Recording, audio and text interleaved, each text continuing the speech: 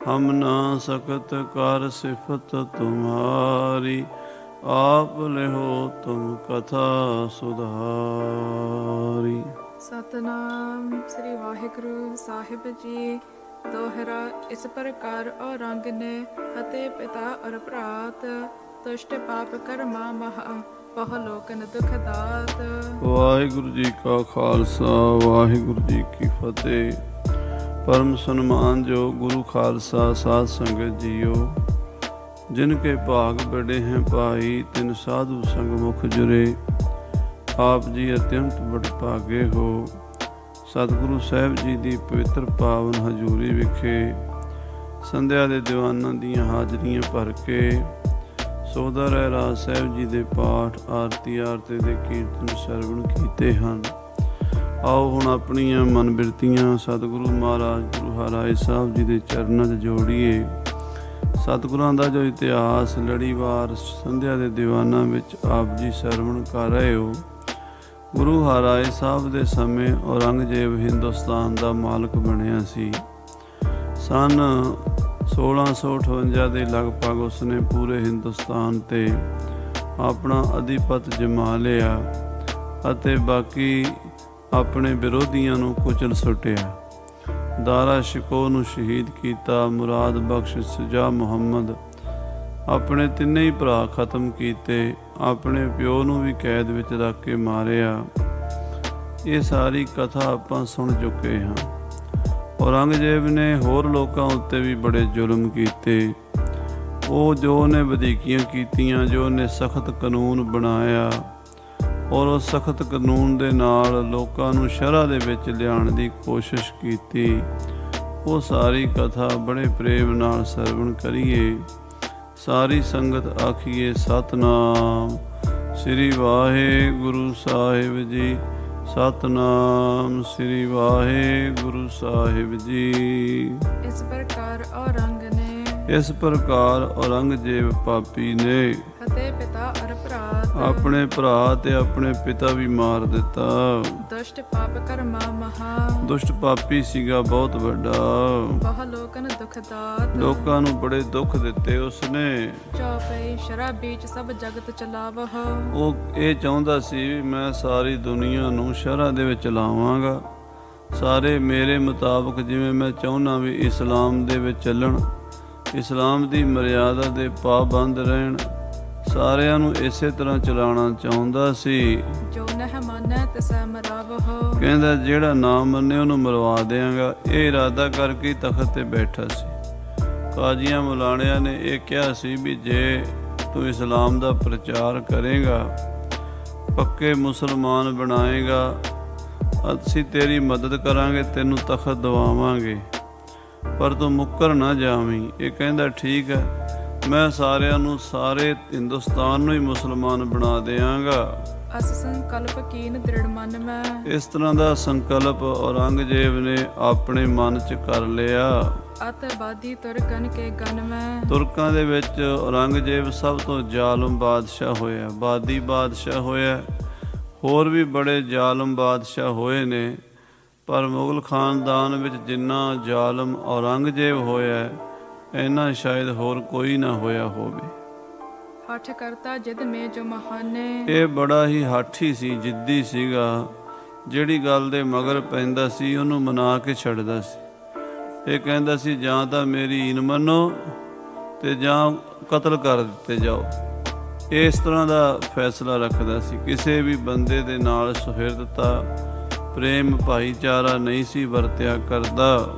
जिन्हों मायने अरबी जाने। ਜਿਹੜੇ ਅਰਬੀ ਦੇ, ਫਾਰਸੀ ਦੇ ਵਿਦਵਾਨ ਸਨ, ਮੁਲਾਣੇ, ਉਹਨਾਂ ਕੱਟੜ ਪੰਥੀ ਬੰਦਿਆਂ ਨੂੰ ਆਪਣੇ ਕੋਲ ਰੱਖਦਾ ਸੀ।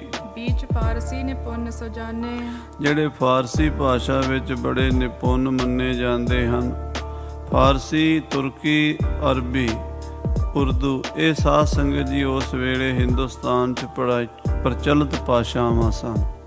ਫਾਰਸੀ ਜਿਹੜੀ ਸੀ ਉਹ ਰਾਜ ਭਾਸ਼ਾ ਸੀ, ਸਰਕਾਰੀ ਬੋਲੀ, ਦਫ਼ਤਰੀ ਕੰਮਕਾਰ ਸਾਰੇ ਫਾਰਸੀ 'ਚ ਹੁੰਦੇ ਸਨ। ਕੁਰਾਨ ਵਗੈਰਾ ਅਰਬੀ 'ਚ ਪੜ੍ਹਾਈ ਜਾਂਦੀ ਸੀ। ਤੁਰਕੀ ਅਤੇ ਉਰਦੂ ਇਹ ਭਾਸ਼ਾਵਾਂ ਵੀ ਪ੍ਰਚਲਿਤ ਹੋਈਆਂ ਸਨ। अस रखे बहु ਨਿਕਟ ਮੁਲਾਨੇ। ਇਸ ਤਰ੍ਹਾਂ ਦੇ ਮੁਲਾਣੇ ਕਾਜੀ ਜਿਹੜੇ ਇਸਲਾਮ ਦੇ ਵਿਦਵਾਨ ਕਹਾਉਂਦੇ ਸਨ, ਆਪਣੇ ਕੋਲ ਰੱਖੇ ਹੋਏ ਸਨ। ਆਦਰ ਦਰਬ ਦੇ ਬਹੁ ਤੇਰਾ। ਉਹਨਾਂ ਕਾਜ਼ੀਆਂ ਮੁਲਾਣਿਆਂ ਦੀ ਬੜੀ ਇੱਜ਼ਤ ਕਰਦਾ ਸੀ, ਉਹਨਾਂ ਦਾ ਬੜਾ ਆਦਰ ਸਤਿਕਾਰ, ਉਹਨਾਂ ਨੂੰ ਬੜੇ ਪੈਸੇ ਦਿੰਦਾ ਸੀ, ਉਹਨਾਂ ਨੂੰ ਪੂਰਾ ਮਾਣ ਸਨਮਾਨ ਨਾਲ ਰੱਖਦਾ ਸੀ। ਤਿਨ ਕੀ ਸੰਗਤ ਕਰਤ ਕਨੇਰਾ। ਉਹਨਾਂ ਕੱਟੜਪੰਥੀ ਮੁਸਲਮਾਨ ਮੁਲਾਣਿਆਂ ਦੀ ਸੰਗਤ ਕਰਦਾ ਸੀ। ਪਰਮੇਸ਼ਵਰ ਪ੍ਰਾਪਤ ਮਗ ਅੰਦੇ। ਜਿਹੜੇ ਬੰਦੇ ਪਰਮਾਤਮਾ ਦੇ ਰਸਤੇ ਵੱਲੋਂ ਅਣਜਾਣ ਸਨ, ਜਿਨ੍ਹਾਂ ਨੂੰ ਪਰਮੇਸ਼ਰ ਵਾਹਿਗੁਰੂ ਦੇ ਰਸਤੇ ਦਾ ਪਤਾ ਹੀ ਨਹੀਂ ਸੀ, ਮਤ ਦੇ ਅੰਨੇ ਬੰਦੇ ਸਨ। ਗਾਡੇ ਸ਼ਰਾ ਪਾਸ ਸੰਗ ਬੰਦੇ। ਜਿਹੜੇ ਸ਼ਰਾ ਦੀ ਫਾਈ ਦੇ ਨਾਲ ਬੰਨੇ ਹੋਏ ਸਨ, ਜਿਹੜੇ ਸ਼ਰਾ ਤੋਂ ਉੱਪਰ ਜਾ ਹੀ ਨਹੀਂ ਸਕੇ। ਸ਼ਰਾ ਸਾਧ ਸੰਗਤ ਜੀ ਮਾੜੀ ਚੀਜ਼ ਤਾਂ ਨਹੀਂ ਹੈ, ਪਰ ਸ਼ੁਰੂਆਤੀ ਹੈ। ਸ਼ਰਾ ਦਾ ਮਤਲਬ ਹੈ ਡਿਸਿਪਲਿਨ, ਮਰਜ਼ਾਦਾ, ਨਿਤਨੇਮ, ਪੂਜਾ ਪਾਠ ਕਿਵੇਂ ਕਰਨਾ ਹੈ, ਨਮਾਜ਼ ਕਿਵੇਂ ਪੜ੍ਹਨੀ ਹੈ, ਰੋਜ਼ੇ ਕਿਵੇਂ ਰੱਖਣੇ ਹਨ, ਇਹ ਹੈ ਸ਼ਰਾ। ਉਹ ਜਿਹੜੀ ਸ਼ਰਾ ਦੀ ਮਰਜ਼ਾਦਾ ਸੀ, ਉਹ ਉੱਥੇ ਤੱਕ ਹੀ ਖੜੇ ਹੁੰਦੇ ਆ ਲੋਕ। ਸਾਡੇ ਵੀ ਅੱਜ ਕੱਲ੍ਹ ਸਮਾਜ ਵਿੱਚ ਅਸੀਂ ਦੇਖਦੇ ਹਾਂ, ਕਰਮ ਕਾਂਡ ਉੱਤੇ, ਰਹਿਤ ਮਰਜ਼ਾਦਾ ਉੱਤੇ ਬੜਾ ਜ਼ੋਰ ਹੈ, ਪਰ ਅਧਿਆਤਮਕ ਉੱਤੇ ਕੋਈ ਜ਼ੋਰ ਨਹੀਂ। ਅਧਿਆਤਮਕ ਦਾ ਪਤਾ ਹੀ ਨਹੀਂ ਕਿਸੇ ਨੂੰ। ਜਿਹੜੇ ਕੋਈ ਮੰਦਰ ਗੁਰਦੁਆਰੇ ਆਉਂਦੇ ਵੀ ਹਨ, ਉਹ ਵੀ ਜ਼ਿਆਦਾਤਰ ਕਰਮਕਾਂਡ ਵਿੱਚ ਹੀ ਫਸੇ ਰਹਿੰਦੇ ਹਨ। ਕਰਮਕਾਂਡ ਸ਼ੁਰੂਆਤੀ ਦੌਰ ਵਾਸਤੇ ਜ਼ਰੂਰੀ ਹੈ। ਜਿਵੇਂ ਊੜਾ ਊਂਠ ਕਹਿਣਾ ਪੈਂਦਾ ਪੜ੍ਹਨ ਵਾਲੇ ਬੱਚੇ ਨੂੰ, ਪਰ ਜਦੋਂ ਬੱਚਾ ਪੜ੍ਹ ਜਾਂਦਾ ਫਿਰ ਤਾਂ ਨਹੀਂ ਊੜਾ ਊਂਠ ਕਹਿੰਦਾ। ਪਰ ਕਈ ਲੋਕ ਸਾਰੀ ਉਮਰ ਉਹੀ ਰੱਟਾ ਲਾਈ ਜਾਂਦੇ ਹਨ। ਇਸ ਤਰ੍ਹਾਂ ਇਹ ਜਿਹੜੇ ਸ਼ਰ੍ਹਾ ਦੀ ਫਾਈ ਵਿੱਚ ਬੰਨੇ ਹੋਏ ਸਨ, ਕੱਟੜਪੰਥੀ ਮੁਸਲਮਾਨ ਮੁਲਾਣੇ, ਅੰਦਨ ਸਾਥ ਅੰਧ ਮਿਲ ਜੈਸੇ। ਕਹਿੰਦੇ ਜਿਵੇਂ ਅੰਨਿਆਂ ਨੂੰ ਅੰਨਾ ਮਿਲ ਜਾਵੇ। ਪਹਿਲਾਂ ਬਾਦਸ਼ਾਹ ਵੀ ਅੰਨਾ ਤੇ ਉਹਦੇ ਦਰਬਾਰੀ ਵੀ ਅੰਨੇ। ਸ੍ਰੀ ਗੁਰੂ ਗੋਬਿੰਦ ਸਿੰਘ ਸਾਹਿਬ ਜੀ ਮਹਾਰਾਜ ਨੇ ਆਪਣੀ ਪਵਿੱਤਰ ਬਾਣੀ ਸ੍ਰੀ ਜਫਰਨਾਮਾ ਸਾਹਿਬ ਵਿੱਚ ਲਿਖਿਆ ਹੈ ਕਿ ਔਰੰਗਜ਼ੇਬ ਕੇ ਬਖਸ਼ੀਵਾਦ ਦੀਵਾ ਹਮੇ ਕਿਜ਼ਬ ਗੋਸਤ। ਤੂੰ ਆਪ ਤੇ ਝੂਠਾ ਮਕਾਰ ਤੇ ਫਰੇਬੀ ਹੈ। ਤੇਰੇ ਬਖਸ਼ੀ ਦੀਵਾਨ ਆਫੀਸਰ ਜਿੰਨੇ ਦਰਬਾਰੀ ਹਨ, ਉਹ ਵੀ ਝੂਠੇ ਹਨ, ਉਹ ਵੀ ਮਕਾਰ ਹਨ, ਉਹ ਵੀ ਬੇਈਮਾਨ ਹਨ, ਉਹ ਵੀ ਸ਼ਰ੍ਹਾ ਦੀਆਂ ਫਾਹੀਆਂ ਵਿੱਚ ਬੰਨੇ ਹੋਏ ਹਨ। ਗਿਆਨ ਰੂਪ ਕੋ ਹੋਏ ਨਾ ਕੈਸੇ। ਉਹਨਾਂ ਨੂੰ ਅੰਨੇ ਨੂੰ ਜਿਵੇਂ ਰੂਪ ਦਾ ਗਿਆਨ ਨਹੀਂ ਹੁੰਦਾ, ਸ਼ਰ੍ਹਾ ਦੇ ਅੰਨਿਆਂ ਨੂੰ ਆਤਮ ਸਰੂਪ ਦਾ ਗਿਆਨ ਨਹੀਂ ਹੁੰਦਾ। ਤਥਾ ਸ਼ਰ੍ਹਾ ਸਭ ਅੰਧੇ ਕਰੇ। ਕਹਿੰਦੇ ਸਾਰੇ ਸ਼ਰ੍ਹਾ ਨੇ ਅੰਨੇ ਕੀਤੇ ਹੋਏ। ਆਹ ਮਰਿਆਦਾ ਹੈ, ਆਹ ਸ਼ਰ੍ਹਾ ਹੈ, ਆਹ ਕਰਮ ਕਾਂਡ ਹੈ। ਇਹ ਇਨਸਾਨ ਭਾਵੇਂ ਹਿੰਦੂ ਹੈ, ਭਾਵੇਂ ਕੋਈ ਮੁਸਲਮਾਨ ਹੈ, ਭਾਵੇਂ ਕੋਈ ਸਿੱਖ ਹੈ, 90-99% ਲੋਕ ਸ਼ਰ੍ਹਾ ਜੀ ਫਸੇ ਰਹਿੰਦੇ ਆ। ਤੇ ਉਹ ਤਾਂ ਬਾਦਸ਼ਾਹ ਵੀ ਬੜਾ ਸ਼ਰਈ ਸੀ, ਕੱਟੜ ਸੀ, ਤੇ ਉਹਦੀ ਪਬਲਿਕ ਵੀ ਉੱਦਾਂ ਦੀ ਸੀ। ਉਹਦੇ ਕਾਜੀ ਮੁਲਾਣੇ ਤਾਂ ਬਹੁਤ ਬਲਦੀ ਤੇ ਤੇਲ ਪਾਉਣ ਵਾਲੇ ਸਨ। ਸਾਰੇ ਸ਼ਰ੍ਹਾ ਦੀ ਫਾਈ 'ਚ ਬੱਧੇ ਹੋਏ ਸਨ। ਮਗ ਖੁਦਾਏ ਕਿਉ ਦ੍ਰਿਸ਼ਟੀ ਪਰੇ। ਜਿਨ੍ਹਾਂ ਦੇ ਗਲ ਵਿੱਚ ਸ਼ਰ੍ਹਾ ਦੀ ਫਾਈ ਪਈ ਹੋਈ ਸੀ, ਜਿਨ੍ਹਾਂ ਨੂੰ ਸ਼ਰ੍ਹਾ ਨੇ ਅੰਨਾ ਕੀਤਾ ਹੋਇਆ ਸੀ, ਉਹਨਾਂ ਨੂੰ ਖੁਦਾ ਦਾ, ਪਰਮਾਤਮਾ ਦਾ, ਅੱਲਾਹ ਤਾਲਾ ਦਾ ਰਸਤਾ ਕਿਵੇਂ ਦੇ ਸਕਦਾ? ਕਦੀ ਵੀ ਨਹੀਂ। ਕਰਮਕਾਂਡੀ ਬੰਦੇ, ਫੋਕਟ ਭਰਮੀ ਬੰਦੇ, ਮਰਿਆਦਾ ਦੇ ਬੜੇ ਪਾਬੰਦ ਬੰਦੇ ਅਕਸਰ ਅਧਿਆਤਮਕ ਤੌਰ ਤੋਂ ਖਾਲੀ ਹੁੰਦੇ ਵੇਖੇ ਹਨ। ਕੋਈ ਵਿਰਲਾ ਹੋਵੇਗਾ ਜਿਹੜਾ ਇਸ ਪੌੜੀ ਤੋਂ ਚੜ੍ਹ ਕੇ ਉੱਪਰ ਪਹੁੰਚ ਗਿਆ, ਉਹ ਇਸ ਪੌੜੀ ਨੂੰ ਛੱਡ ਗਿਆ। ਪਰ ਇਹ ਤਾਂ ਸਾਰੇ ਪਹਿਲੇ ਡੰਡੇ ਨੂੰ ਹੀ ਫੜ ਕੇ ਖਲੋਤੇ ਰਹਿੰਦੇ, ਸਾਰੀ ਉਮਰ ਉੱਪਰ ਚੜ੍ਹਦੇ ਹੀ ਨਹੀਂ। ਇਹੋ ਜਿਹੇ ਕੱਟੜ ਮੁਤਸਬੀ ਲੋਕ ਸਨ ਸਾਰੇ ਹੀ। ਹਿਰਦੇ ਨੂੰ ਰੰਗੇ ਕੀਨ ਵਿਚਾਰ। ਔਰੰਗਜ਼ੇਬ ਨੇ ਆਪਣੇ ਹਿਰਦੇ ਵਿੱਚ ਵਿਚਾਰ ਕੀਤੀ ਹੈ। ਪੇਸ਼ਿਆ ਬ੍ਰਿੰਦ ਬਾਜ਼ਾਰ ਮਜ਼ਾਰ। ਕਿ ਸਾਡੇ ਸ਼ਹਿਰ ਦਿੱਲੀ ਦੇ, ਆਗਰੇ ਦੇ, ਹਿੰਦੁਸਤਾਨ ਦੇ ਸ਼ਹਿਰਾਂ ਵਿੱਚ ਵੇਸ਼ਵਾਵਾਂ ਬੜੀਆਂ ਹਨ, ਜਿਹੜੀਆਂ ਦੇਹ ਵਪਾਰ ਕਰਦੀਆਂ ਹਨ, ਆਪਣੇ ਸਰੀਰ ਦਾ ਵਪਾਰ ਕਰਦੀਆਂ ਹਨ। ਉਹਨਾਂ ਜਿਹੜੀਆਂ ਵੇਸ਼ਵਾਵਾਂ ਨੇ, ਜੋ ਸਾਡੇ ਦੀਨ ਇਸਲਾਮ ਦੇ ਵਿੱਚ ਮਨਾ ਹੈ ਕੰਮ ਹਰਾਮਪੁਣਾ, ਉਹ ਕਰਦੀਆਂ ਹਨ। ਸਭ ਹਰਾਮ ਕਰ ਬੈਸ ਬਿਤਾਵੇ। ਇਹ ਆਪਣੀ ਜ਼ਿੰਦਗੀ ਵੇਸ਼ਵਾਵਾਂ ਹਰਾਮਪੁਣੇ 'ਚ ਬਤੀਤ ਕਰਦੀਆਂ ਹਨ। ਇਸਲਾਮ ਦੇ ਵਿੱਚ ਜਿਹੜਾ ਵਿਭਚਾਰ ਹੈ, ਪਰਾਈ ਇਸਤਰੀ ਜਾਂ ਪਰਾਏ ਪੁਰਸ਼ ਦਾ ਸੰਗ ਕਰਨਾ, ਉਹਨੂੰ ਕਹਿੰਦੇ ਨੇ ਹਰਾਮਪੁਣਾ। ਇਹ ਸਾਰੇ ਹਰਾਮਪੁਣਾ ਕਰਦੇ ਹਨ। ਵੇਸ਼ਵਾਵਾਂ ਜਿੰਨੀਆਂ ਹਨ, ਇਹ ਬਾਜ਼ਾਰਾਂ ਦੇ ਵਿੱਚ ਬਾਜ਼ਾਰੂ ਔਰਤਾਂ, ਕੋਠਿਆਂ 'ਤੇ ਰਹਿਣ ਵਾਲੀਆਂ ਔਰਤਾਂ, ਇਹ ਸਾਡੇ ਇਸਲਾਮੀ ਸ਼ਰ੍ਹਾ ਦੇ ਉਲਟ ਚੱਲਦੀਆਂ ਹਨ। ਸ਼ਰ੍ਹਾ ਬੀਜ ਇਹ ਨਹਿ ਦ੍ਰਿਸ਼ਟਾਵੈ। ਇਹ ਸ਼ਰ੍ਹਾ ਵਿੱਚ ਜਾਇਜ਼ ਨਹੀਂ ਹੈ। ਸ਼ਰ੍ਹਾ ਇਸ ਨੂੰ ਮੰਨਦੀ ਨਹੀਂ। ਇਹ ਸ਼ਰ੍ਹਾ ਤੋਂ ਬਾਹਰ ਦਾ ਕੰਮ ਹੈ। ਤੇ ਮੈਂ ਮੁਸਲਮਾਨ ਬਾਦਸ਼ਾਹ ਹਾਂ। ਮੇਰੇ ਰਾਜ ਵਿੱਚ ਸ਼ਰ੍ਹਾ ਤੋਂ ਉਲਟ ਕੋਈ ਕੰਮ ਨਹੀਂ ਹੋ ਸਕਦਾ। ਸਗਰੀ ਕਰਕੇ ਹੁਕਮ ਹਕਾਰੀ। ਬਾਦਸ਼ਾਹ ਔਰੰਗਜ਼ੇਬ ਨੇ ਹੁਕਮ ਦਿੱਤਾ, ਫਲਾਣੇ ਦਿਨ ਸਾਰੀਆਂ ਵੇਸ਼ਵਾਵਾਂ ਦਿੱਲੀ ਸ਼ਹਿਰ ਦੀਆਂ ਇਕੱਠੀਆਂ ਹੋ ਕੇ ਮੇਰੇ ਕੋਲ ਆਓ। ਸਾਰੀਆਂ ਵੇਸ਼ਵਾਵਾਂ ਵਿਚਾਰੀਆਂ ਗਰੀਬ, ਸਾਰੀਆਂ ਨੂੰ ਸੱਦ ਲਿਆ ਔਰੰਗਜ਼ੇਬ ਨੇ। ਆਈ ਬ੍ਰਿਧ ਤਰਨ ਅਰਬਾਰੀ। ਉਹਨਾਂ ਵਿੱਚੋਂ ਕਈ ਬੁੱਢੀਆਂ ਸਨ, ਕਈ ਜਵਾਨ ਸਨ ਤੇ ਕਈ 16-16 ਸਾਲ ਦੀਆਂ ਬਿਲਕੁਲ ਚੜ੍ਹਦੀ ਉਮਰ ਦੀਆਂ ਬੱਚੀਆਂ ਸਨ। ਉਹ ਸਾਰੀਆਂ ਹੀ ਸੱਦ ਲਈਆਂ ਔਰੰਗਜ਼ੇਬ ਨੇ। ਕਹਿਓ ਕਰ ਆਪਣੀ ਦੇਹ ਤਿਆਗ। ਤੇ ਉਹਨਾਂ ਨੂੰ ਔਰੰਗਜ਼ੇਬ ਕਹਿਣ ਲੱਗਾ, ਤੁਸੀਂ ਇਹ ਕੰਮ ਛੱਡ ਦਿਓ, ਤੁਸੀਂ ਵੇਸ਼ਵਾਪੁਣਾ, ਵੇਸ਼ਵਾ ਬਿਰਤੀ ਤਿਆਗ ਦਿਓ। ਇੱਕ ਖਸਮ ਸੰਗ ਲਿਹੋ ਲਾਗ। ਇੱਕ ਖਸਮ ਨਾਲ ਵਿਆਹ ਕਰ ਲਓ, ਇੱਕ ਪਤੀ ਨਾਲ, ਇੱਕ ਬੰਦੇ ਨਾਲ ਰਵੋ।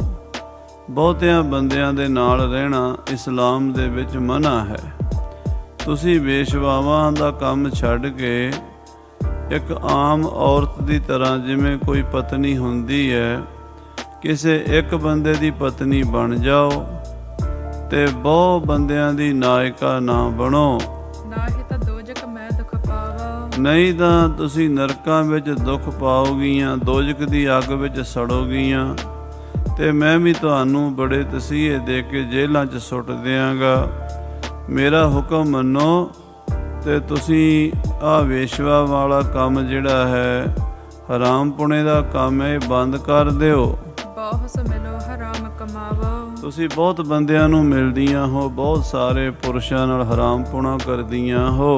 ਸੁਣ ਕਰ ਵੇਸ਼ਿਆ ਬਹੁਤ ਪੁਕਾਰੀ। ਉਹ ਵਿਚਾਰੀਆਂ ਵੇਸ਼ਵਾਵਾਂ ਸਾਰੀਆਂ ਇਕੱਠੀਆਂ ਹੋ ਕੇ ਆਈਆਂ ਤੇ ਬਾਦਸ਼ਾਹ ਨੂੰ ਕਹਿਣ ਲੱਗੀਆਂ, ਉਹਨਾਂ ਨੇ ਪੁਕਾਰ ਕੀਤੀ, ਇਹੀ ਕਦੀਮੀ ਕਰ ਹਮਾਰੀ। ਕਹਿਣ ਲੱਗੀਆਂ, ਬਾਦਸ਼ਾਹ ਇਹ ਕੰਮ ਅਸੀਂ ਕੋਈ ਅੱਜ ਦਾ ਥੋੜ੍ਹਾ ਕਰਨ ਲੱਗੀਆਂ ਹਾਂ।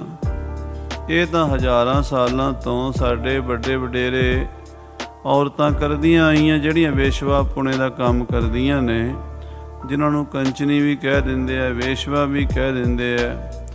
ਉਹ ਸਾਡੀ ਜਿਹੜੀ ਬਰਾਦਰੀ, ਸਾਡਾ ਜਿਹੜਾ ਇੱਕ ਪੇਸ਼ਾ ਹੈ, ਕੰਮਕਾਰ ਹੈ, ਅਸੀਂ ਇਹ ਧੰਦਾ ਕਰਦੀਆਂ ਹਾਂ ਤੇ ਤੁਸੀਂ ਸਾਨੂੰ ਕਿਵੇਂ ਰੋਕ ਸਕਦੇ ਹੋ? ਵਰਖ ਹਜ਼ਾਰਾਂ ਬੀਤ ਗਏ ਹੈ। ਹਜ਼ਾਰਾਂ ਸਾਲ ਬੀਤ ਗਏ ਨੇ, ਦੁਨੀਆ ਦੇ ਵੇਸ਼ਵਾਵਾਂ ਦਾ ਕੰਮ ਬੰਦ ਨਹੀਂ ਹੋਇਆ। ਕਿਸੇ ਬਾਦਸ਼ਾਹ ਨੇ ਵੀ ਨਹੀਂ ਕੀਤਾ। ਵੱਡੇ ਵੱਡੇ ਪਾਤਸ਼ਾਹ ਭਏ ਹੈ। ਬੜੇ ਬੜੇ ਪਾਤਸ਼ਾਹ ਹੋਏ ਨੇ, ਰਾਜੇ ਮਹਾਰਾਜੇ ਹੋਏ ਨੇ, ਉਹਨਾਂ ਨੇ ਵੀ ਇਹ ਕੰਮ ਨੂੰ ਬੰਦ ਨਹੀਂ ਕੀਤਾ। ਠੀਕ ਹੈ ਕਿ ਕੰਮ ਮਾੜਾ ਹੈ, ਪਰ ਸਮਾਜ ਦੀਆਂ ਕੁਝ ਐਸੀਆਂ ਭੈੜੀਆਂ ਜ਼ਰੂਰਤਾਂ ਵੀ ਹੁੰਦੀਆਂ ਨੇ, ਜਿਨ੍ਹਾਂ ਨੂੰ ਚਲਾਉਣ ਵਾਸਤੇ ਸਿਆਣੇ ਬੰਦਿਆਂ ਨੇ ਇਹ ਕੰਮ ਸ਼ੁਰੂ ਕੀਤਾ ਹੋਵੇਗਾ। ਤੋ ਇਹਦੇ ਵਿੱਚ ਕਈ ਤਰ੍ਹਾਂ ਦੇ ਉਪਦਰਵ ਵੀ ਹਨ, ਕਈ ਤਰ੍ਹਾਂ ਦੇ ਵਿਕਾਰ ਵੀ ਹਨ ਤੇ ਕਈ ਤਰ੍ਹਾਂ ਦੇ ਫਾਇਦੇ ਵੀ ਹਨ। ਕਿਉਂਕਿ ਜੇ ਇਹ ਵੇਸ਼ਵਾ ਬਿਰਤੀ ਨਾ ਹੋਵੇ ਤਾਂ ਲੋਕ ਬਲਾਤਕਾਰੀ ਹੋ ਜਾਂਦੇ ਹਨ। ਜ਼ਬਰਦਸਤੀ ਫਿਰ ਧੀਆਂ ਭੈਣਾਂ ਨੂੰ ਬਾਜ਼ਾਰਾਂ ਵਿੱਚ ਲੰਘਦਿਆਂ ਟੱਪਦਿਆਂ ਪਰੇਸ਼ਾਨ ਕਰਦੇ ਹਨ। ਜਿਹੜੇ ਲੋਕਾਂ ਦਾ ਵਿਆਹ ਸ਼ਾਦੀ ਨਹੀਂ ਹੁੰਦੀ, ਜਾਂ ਜਿਹੜੇ ਲੋਕ ਕਿਸੇ ਤਰ੍ਹਾਂ ਵੀ ਕਹਿ ਲਓ, ਕਈ ਤਰ੍ਹਾਂ ਦੀਆਂ ਬਿਰਤੀਆਂ ਹਨ। ਸਾਧ ਸੰਗਤ ਜੀ, ਇਨਸਾਨ ਦੀਆਂ ਬਿਰਤੀਆਂ ਪਸ਼ੂ ਤੋਂ ਵੀ ਮਾੜੀਆਂ ਹਨ। ਅਸੀਂ ਜਿਹੜੀਆਂ ਜੂਨਾਂ 'ਚੋਂ ਲੰਘ ਕੇ ਆਏ ਹਨ, 84 ਲੱਖ ਜੂਨਾਂ ਵਿੱਚੋਂ ਗੇੜਾ ਕੱਟ ਕੇ ਆਏ ਹਾਂ। ਜੋ ਜੋ ਪਿਛਲੀਆਂ ਜੂਨਾਂ ਵਿੱਚ ਅਸੀਂ ਕਰਦੇ ਰਹੇ ਹਾਂ, ਅੱਜ ਵੀ ਸਾਡੀ ਬਿਰਤੀ 'ਚ ਉਹੀ ਹੈ। ਤੇ ਉਹ ਕਾਮ, ਕ੍ਰੋਧ, ਲੋਭ, ਮੋਹ, ਹੰਕਾਰ ਕਰਕੇ ਬੰਦਾ ਪਸ਼ੂਆਂ ਦੀ ਤਰ੍ਹਾਂ ਵਿਹਾਰ ਕਰਦਾ ਹੈ। ਉਹਨਾਂ ਚੀਜ਼ਾਂ ਨੂੰ ਕੰਟਰੋਲ ਕਰਨ ਲਈ ਫਿਰ ਰਾਜੇ ਮਹਾਰਾਜੇ ਸਿਆਣੇ ਲੋਕਾਂ ਨੇ ਕਈ ਤਰੀਕੇ ਕੱਢੇ ਸਨ ਵੀ ਇਸ ਤਰੀਕੇ ਨਾਲ ਆਪਣੀ ਬਿਰਤੀ ਨੂੰ ਕਾਬੂ ਕਰ ਲੈਣ, ਇਸ ਤਰੀਕੇ ਨਾਲ ਕਰ ਲੈਣ। ਸਭ ਤੋਂ ਵਧੀਆ ਤਰੀਕਾ ਤਾਂ ਇਹ ਹੈ ਵੀ ਕੋਈ ਬੰਦਾ ਸਤ ਸੰਗ ਕਰੇ, ਕੀਰਤਨ ਕਥਾ ਹਰੀ ਜਸ ਨਾਲ ਜੁੜੇ, ਚੰਗੇ ਬੰਦਿਆਂ ਦੀ ਸੁਹਬਤ ਕਰੇ, ਮੰਦਰ ਗੁਰਦੁਆਰੇ ਮਸੀਤ ਜਾਵੇ, ਕੋਈ ਨਮਾਜ਼ ਪੜ੍ਹੇ, ਕੋਈ ਪੂਜਾ ਕਰੇ, ਕੋਈ ਪਾਠ ਕਰੇ, ਤੇ ਇਸ ਪਾਸਿਓਂ ਧਿਆਨ ਬੁਰੇ ਪਾਸਿਓਂ ਹਟ ਜਾਵੇ, ਉਹ ਤਾਂ ਹੈ ਸੋਨੇ ਤੇ ਸੁਹਾਗਾ, ਉਹਦੀ ਤਾਂ ਰੀਸ ਹੀ ਕੋਈ ਨਹੀਂ। ਪਰ ਹੁਣ ਸਾਰੇ ਬੰਦੇ ਇੱਦਾਂ ਦੇ ਨਹੀਂ ਹੁੰਦੇ। ਸਾਰੇ ਬੰਦੇ ਮੰਦਰ ਗੁਰਦੁਆਰਿਆਂ 'ਚ ਨਹੀਂ ਜਾਂਦੇ, ਧਰਮਾਂ ਸਥਾਨਾਂ 'ਤੇ ਨਹੀਂ ਜਾਂਦੇ, ਸਤਸੰਗ ਨਹੀਂ ਕਰਦੇ। ਉਹ ਫਿਰ ਕੀ ਕਰਦੇ ਨੇ? ਉਹ ਰਾਤ ਬਰਾਤੇ ਲੋਕਾਂ ਦੇ ਘਰਾਂ 'ਚ ਜਾਂਦੇ ਨੇ, ਕੋਈ ਚੋਰੀ ਠੱਗੀ ਕਰਦੇ ਨੇ, ਕੋਈ ਬਲਾਤਕਾਰ ਰੇਪ ਕਰਦੇ ਨੇ। ਉਹਨਾਂ ਨੂੰ ਕੰਟਰੋਲ 'ਚ ਰੱਖਣ ਲਈ ਇਹ ਵੇਸ਼ਵਾਵਾਂ ਦੇ ਅੱਡੇ ਬਣਾਏ ਗਏ ਸਨ। ਉਹ ਵੇਸ਼ਵਾਵਾਂ ਕਹਿੰਦੀਆਂ, ਬਾਦਸ਼ਾਹ ਸਾਡਾ ਇਹ ਕੰਮ ਅੱਜ ਦਾ ਨਹੀਂ ਹੈ, ਕਈ ਹਜ਼ਾਰਾਂ ਸਾਲਾਂ ਤੋਂ ਸਾਡਾ ਇਹ ਧੰਦਾ ਚੱਲਿਆ ਆਉਂਦਾ ਹੈ। ਸਾਨੂੰ ਤਾਂ ਕਿਸੇ ਨੇ ਰੋਕਿਆ ਨਹੀਂ, ਬਲਕਿ ਬਾਦਸ਼ਾਹ ਲੋਕ ਸਾਨੂੰ ਵੱਖਰੇ ਘਰ ਬਣਾ ਕੇ ਦਿੰਦੇ ਸੀ, ਵੱਖਰੇ ਸਾਡੇ ਬਾਜ਼ਾਰ ਹੁੰਦੇ ਸੀ, ਤੇ ਅਸੀਂ ਉਹਨਾਂ 'ਚ ਰਹਿੰਦੀਆਂ। ਅਸੀਂ ਸਮਾਜ ਦੇ ਵਿੱਚ ਬਦਨਾਮ ਹਾਂ, ਪਰ ਸਾਡਾ ਫਿਰ ਵੀ ਕੋਈ ਸਥਾਨ ਹੈ, ਤੇ ਸਾਨੂੰ ਕਿਸੇ ਨੇ ਰੋਕਿਆ ਨਹੀਂ। ਤੇਰੇ ਪਿਓ ਨੇ ਨਹੀਂ ਰੋਕਿਆ, ਤੇਰੇ ਦਾਦੇ ਜਹਾਂਗੀਰ ਨੇ ਨਹੀਂ ਰੋਕਿਆ, ਤੇਰੇ ਪੜਦਾਦੇ ਅਕਬਰ ਨੇ ਨਹੀਂ ਸਾਨੂੰ ਰੋਕਿਆ, ਉਹਦੇ ਪਿਓ ਦਾਦਿਆਂ ਨੇ ਨਹੀਂ ਰੋਕਿਆ। ਸਦੀਆਂ ਬੀਤ ਗਈਆਂ, ਲੱਖਾਂ ਸਾਲਾਂ ਤੋਂ, ਹਜ਼ਾਰਾਂ ਸਾਲਾਂ ਤੋਂ ਸਾਡਾ ਵੇਸ਼ਵਾਵਾਂ ਦਾ, ਭਾਵੇਂ ਕੋਈ ਹਿੰਦੂ ਰਾਜੇ ਸਨ, ਭਾਵੇਂ ਮੁਸਲਮਾਨ ਰਾਜੇ ਸਨ, ਸਾਰਿਆਂ ਮੁਲਕਾਂ ਵਿੱਚ ਇਹ ਕੰਮ ਚੱਲਦਾ ਰਿਹਾ ਹੈ। ਤੇ ਧਨੀ ਪੁਰਸ਼ ਇਸਤਰੀਆਂ, ਧਨੀ ਪੁਰਸ਼ ਜਿਹੜੇ ਹਨ ਮਾਇਆ ਵਾਲੇ, ਉਹ ਸਾਡੇ ਕੋਲ ਆਉਂਦੇ ਹਨ। ਅਸੀਂ ਉਹਨਾਂ ਦਾ ਮਨ ਪਰਚਾਵਾ ਕਰਦੀਆਂ, ਨਾਚ ਗਾਣਾ ਕਰਦੀਆਂ ਹਾਂ। ਜਿਸ ਤਰ੍ਹਾਂ ਵੀ ਕੋਈ, ਇਹ ਵੀ ਸਾਧ ਸੰਗਤ ਜੀ ਇੱਕ ਵੱਖਰਾ ਵਿਸ਼ਾ ਹੈ। ਮਹਾਰਿਸ਼ੀ ਵਾਤਸਾਇਨ ਨੇ ਜੋ ਕੁਝ ਲਿਖਿਆ, ਜੋ ਚਾਣਕਿਆ ਨੇ ਲਿਖਿਆ, ਜੋ ਕੌਟਲਿਆ ਦੇ ਅਰਥ ਸ਼ਾਸਤਰ 'ਚ ਪੜ੍ਹਿਆ ਹੈ, ਅੱਜ ਤੋਂ 2,500-3 ਹਜ਼ਾਰ ਸਾਲ ਪਹਿਲਾਂ ਅਰਥ ਸ਼ਾਸਤਰ ਕੌਟਿਲਿਆ ਦਾ ਲਿਖਿਆ ਗਿਆ। 2,500 ਸਾਲ ਲਗਭਗ ਹੋ ਚੱਲੇ ਨੇ ਚੰਦਰਗੁਪਤ ਮੌਰਿਆ ਦੇ ਸਮੇਂ। ਉਦੋਂ ਵੀ ਇਹ ਗੱਲਾਂ ਲਿਖੀਆਂ ਹੋਈਆਂ ਨੇ, ਉਦੋਂ ਵੀ ਵੇਸ਼ਵਾਵਾਂ ਸਨ, ਉਸ ਤੋਂ ਪਹਿਲਾਂ ਮਹਾਭਾਰਤ ਦੇ ਸਮੇਂ ਵਿੱਚ ਵੀ ਸਨ। ਤੋ ਇਹ ਤਾਂ ਬੜੀ ਦੁਨੀਆ ਜਦੋਂ ਦੀ ਬਣੀ ਹੈ, ਉਦੋਂ ਦਾ ਸਾਡਾ ਕੰਮ ਚੱਲਿਆ ਆਉਂਦਾ ਹੈ। ਹਮ ਕੈਸੇ ਅਬ ਤਿਆਗਨ ਕਰੈ। ਹੇ ਬਾਦਸ਼ਾਹ, ਹੁਣ ਅਸੀਂ ਆਪਣਾ ਧੰਦਾ, ਆਪਣਾ ਪੇਸ਼ਾ ਕਿਵੇਂ ਤਿਆਗ ਦਈਏ, ਜਿਹੜਾ ਕੋਈ ਸਾਡਾ ਚਲਾਇਆ ਹੀ ਨਹੀਂ। ਸਾਡੇ ਤੋਂ ਪਤਾ ਨਹੀਂ ਕਈ ਹਜ਼ਾਰਾਂ ਸਾਲ ਪਹਿਲਾਂ ਸਮਾਜ ਨੇ ਇਹ ਬਿਰਤੀ ਬਣਾਈ ਸੀ ਵੀ ਲੋਕ ਪਸ਼ੂਆਂ ਦੀ ਤਰ੍ਹਾਂ ਨਾ ਫਿਰਨ। ਕੁਝ ਔਰਤਾਂ, ਕੁਝ ਵੇਸ਼ਵਾਵਾਂ ਇਹੋ ਜਿਹੀਆਂ ਹੋਣ ਜਿਹੜੀਆਂ ਸਾਂਝਿਆਂ ਤੌਰ 'ਤੇ ਇਸਤਰੀਆਂ ਦੇ ਰੂਪ ਵਿੱਚ, ਭਾਵੇਂ ਕੰਮ ਤਾਂ ਮਾੜਾ ਹੀ ਹੈ, ਇਹਨੂੰ ਗੁਰੂ ਸਾਹਿਬ ਨੇ ਵੀ ਚੰਗਾ ਨਹੀਂ ਕਿਹਾ, ਬਾਣੀ ਵਿੱਚ ਮਾੜਾ ਹੀ ਕਿਹਾ ਹੈ। ਕੋਈ ਵੀ ਧਰਮ ਚੰਗਾ ਨਹੀਂ ਕਹੇਗਾ, ਪਰ ਸਮਾਜ ਦੀਆਂ ਕਈ ਚੀਜ਼ਾਂ ਹੀ ਐਸੀਆਂ ਨੇ ਜਿਹੜੀਆਂ ਧਰਮ ਤੋਂ ਥੋੜ੍ਹਾ ਜਿਹਾ ਹਟ ਕੇ ਵੀ ਦੇਖੀਆਂ ਜਾਂਦੀਆਂ। ਸਾਰੀ ਗੱਲ ਨੂੰ ਆਪਾਂ ਧਰਮ ਨਾਲ ਵੀ ਨਹੀਂ ਦੇਖ ਸਕਦੇ। ਕੁਝ ਚੀਜ਼ਾਂ ਸਮਾਜ ਦੇ ਹਿਸਾਬ ਨਾਲ ਦੇਖੀਆਂ ਜਾਂਦੀਆਂ, ਕੁਝ ਅਧਿਆਤਮਿਕ ਤੌਰ 'ਤੇ, ਕੁਝ ਰਾਜਨੀਤਿਕ ਤੌਰ 'ਤੇ, ਕੁਝ ਧਾਰਮਿਕ ਤੌਰ 'ਤੇ। ਜਦੋਂ ਅਸੀਂ ਸਾਰੀਆਂ ਦੀ ਖਿਚੜੀ ਬਣਾ ਦਿੰਦੇ ਹਾਂ, ਉਦੋਂ ਪ੍ਰੋਬਲਮ ਆਉਂਦੀ ਹੈ। ਅੱਜ ਸਾਧ ਸੰਗਤ ਜੀ, ਅਸੀਂ ਸਿੱਖ ਸਮਾਜ ਵਿੱਚ ਵੀ ਦੇਖਦੇ ਹਾਂ, ਸਾਡੇ ਵਿਚਾਰਾਂ ਦੀ ਖਿਚੜੀ ਬਣ ਗਈ ਹੈ। ਕਿਸੇ ਨੂੰ ਕੁਝ ਪਤਾ ਹੀ ਨਹੀਂ, ਰੌਲਾ ਪਾਉਣਾ ਬਹੁਤ, ਮਿੰਟ ਵਿੱਚ ਰੌਲਾ ਪਾ ਲੈਂਦੇ, ਪਤਾ ਕੱਖ ਨਹੀਂ। ਨਾ ਕਿ ਉਹ ਗ੍ਰੰਥ ਪੜ੍ਹਿਆ, ਨਾ ਕਿਸੇ ਵਿਦਵਾਨ ਦੀ ਸੰਗਤ ਕੀਤੀ, ਨਾ ਕਿਸੇ ਕਾਰਨ ਨੂੰ ਜਾਣਿਆ, ਬਸ ਇੱਕਦਮ ਡਾਂਗ ਚੁੱਕੋ, ਸਿਰ 'ਚ ਮਾਰੋ। ਇਹ ਸਾਡਾ ਹਾਲ ਹੋ ਗਿਆ ਹੈ।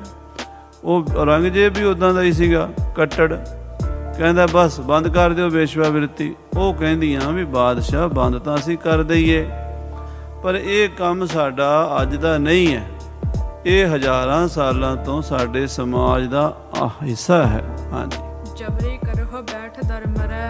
ਹਾਂ, ਜੇ ਤੂੰ ਜ਼ਬਰਦਸਤੀ ਕਰੇਗਾ, ਰੋਕੇਗਾ, ਵੀ ਸਾਨੂੰ ਪਾਬੰਦੀ ਲਾਏਗਾ, ਅਸੀਂ ਤੇਰੇ ਬੂਹੇ ਤੇ ਮਰ ਜਾਵਾਂਗੀਆਂ। ਹੋਰ ਕੀ ਹੈ, ਹੁਣ ਮਰਨ ਤੋਂ ਬਿਨਾਂ ਤੇ ਹੋਰ ਸਾਡੇ ਕੋਲ ਚਾਰਾ ਕੋਈ ਨਹੀਂ।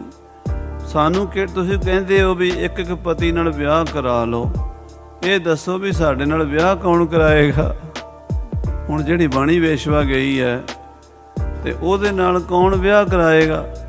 ਵੇਸ਼ਵਾ ਨੂੰ ਨਾ ਤਾਂ ਕੋਈ ਮਾਂ ਜੀ ਕਹਿੰਦਾ, ਨਾ ਕੋਈ ਭੈਣ ਜੀ ਕਹਿੰਦਾ, ਨਾ ਕੋਈ ਧੀ ਕਹਿੰਦਾ, ਤੇ ਨਾ ਕੋਈ ਪਤਨੀ ਬਣਾ ਕੇ ਰਾਜੀ ਹੈ। ਇੱਜ਼ਤਦਾਰ ਬੰਦੇ ਤੇ ਬਦਕਾਰ ਬੰਦੇ ਸਮਾਜ ਵਿੱਚ ਬਹੁਤ ਹਨ, ਪਰ ਭੈੜੇ ਤੋਂ ਭੈੜਾ ਬਦਕਾਰ ਬੰਦਾ ਵੀ ਜਦੋਂ ਕਿਸੇ ਵੇਸ਼ਵਾ ਨੂੰ ਆਪਣੇ ਘਰ ਲੈ ਕੇ ਆਵੇ ਤੇ ਕਵੇ ਮੈਂ ਤੇਰੇ ਨਾਲ ਵਿਆਹ ਕਰਾਉਣਾ ਤੇ ਬਰਾਦਰੀ ਭਾਈਚਾਰੇ 'ਚ ਮੈਂ ਰਹਿਣਾ, ਤੇ ਲੋਕਾਂ ਨੇ ਕਹਿਣਾ ਭਾਵੇਂ ਉਹ ਕਿੱਡਾ ਵਿੱਚ ਚੰਗਾ ਕੰਮ ਕਰ ਰਿਹਾ, ਤੇ ਉਹ ਜਿਹੜੀ ਵੇਸ਼ਵਾ ਵੀ ਹੈ ਉਹ ਵੀ ਸਾਰੇ ਮਾੜੇ ਕੰਮ ਛੱਡ ਕੇ ਆਈ ਹੈ, ਲੋਕ ਫੇਰ ਨਹੀਂ ਜੀਣ ਦਿੰਦੇ, ਮਿਹਣੇ ਤਾਨੇ ਮਾਰਦੇ ਵੀ ਵੇਸ਼ਵਾ ਹੋ ਕੇ ਆਹ ਦੇਖੋ ਜੀ ਹੁਣ ਚੂੜਾ ਪਾਈ ਫਿਰਦੀ ਸੁਹਾਗਣ ਬਣ ਗਈ ਹੈ। ਉੱਪਰ ਦੁਨੀਆ ਦੇ ਪੁੱਠੇ ਪਾਸੇ ਦੇਖਣਾ। ਤਾਂ ਜੇ ਅਸੀਂ ਕਿਸੇ ਨਾਲ ਵਿਆਹ ਕਰਾਈਏ, ਪਹਿਲੀ ਗੱਲ ਤਾਂ ਸਾਨੂੰ ਕੋਈ ਖਸਮ ਮਿਲਣਾ ਨਹੀਂ ਜਿਹਦੇ ਨਾਲ ਅਸੀਂ ਵਿਆਹ ਕਰਾਈਏ। ਦੂਜੀ ਗੱਲ ਹੈ, ਜੇ ਕੋਈ ਕਰਾ ਵੀ ਲਵੇਗਾ ਤੇ ਉਹਨੂੰ ਲੋਕਾਂ ਨੇ ਜੀਣ ਨਹੀਂ ਦੇਣਾ।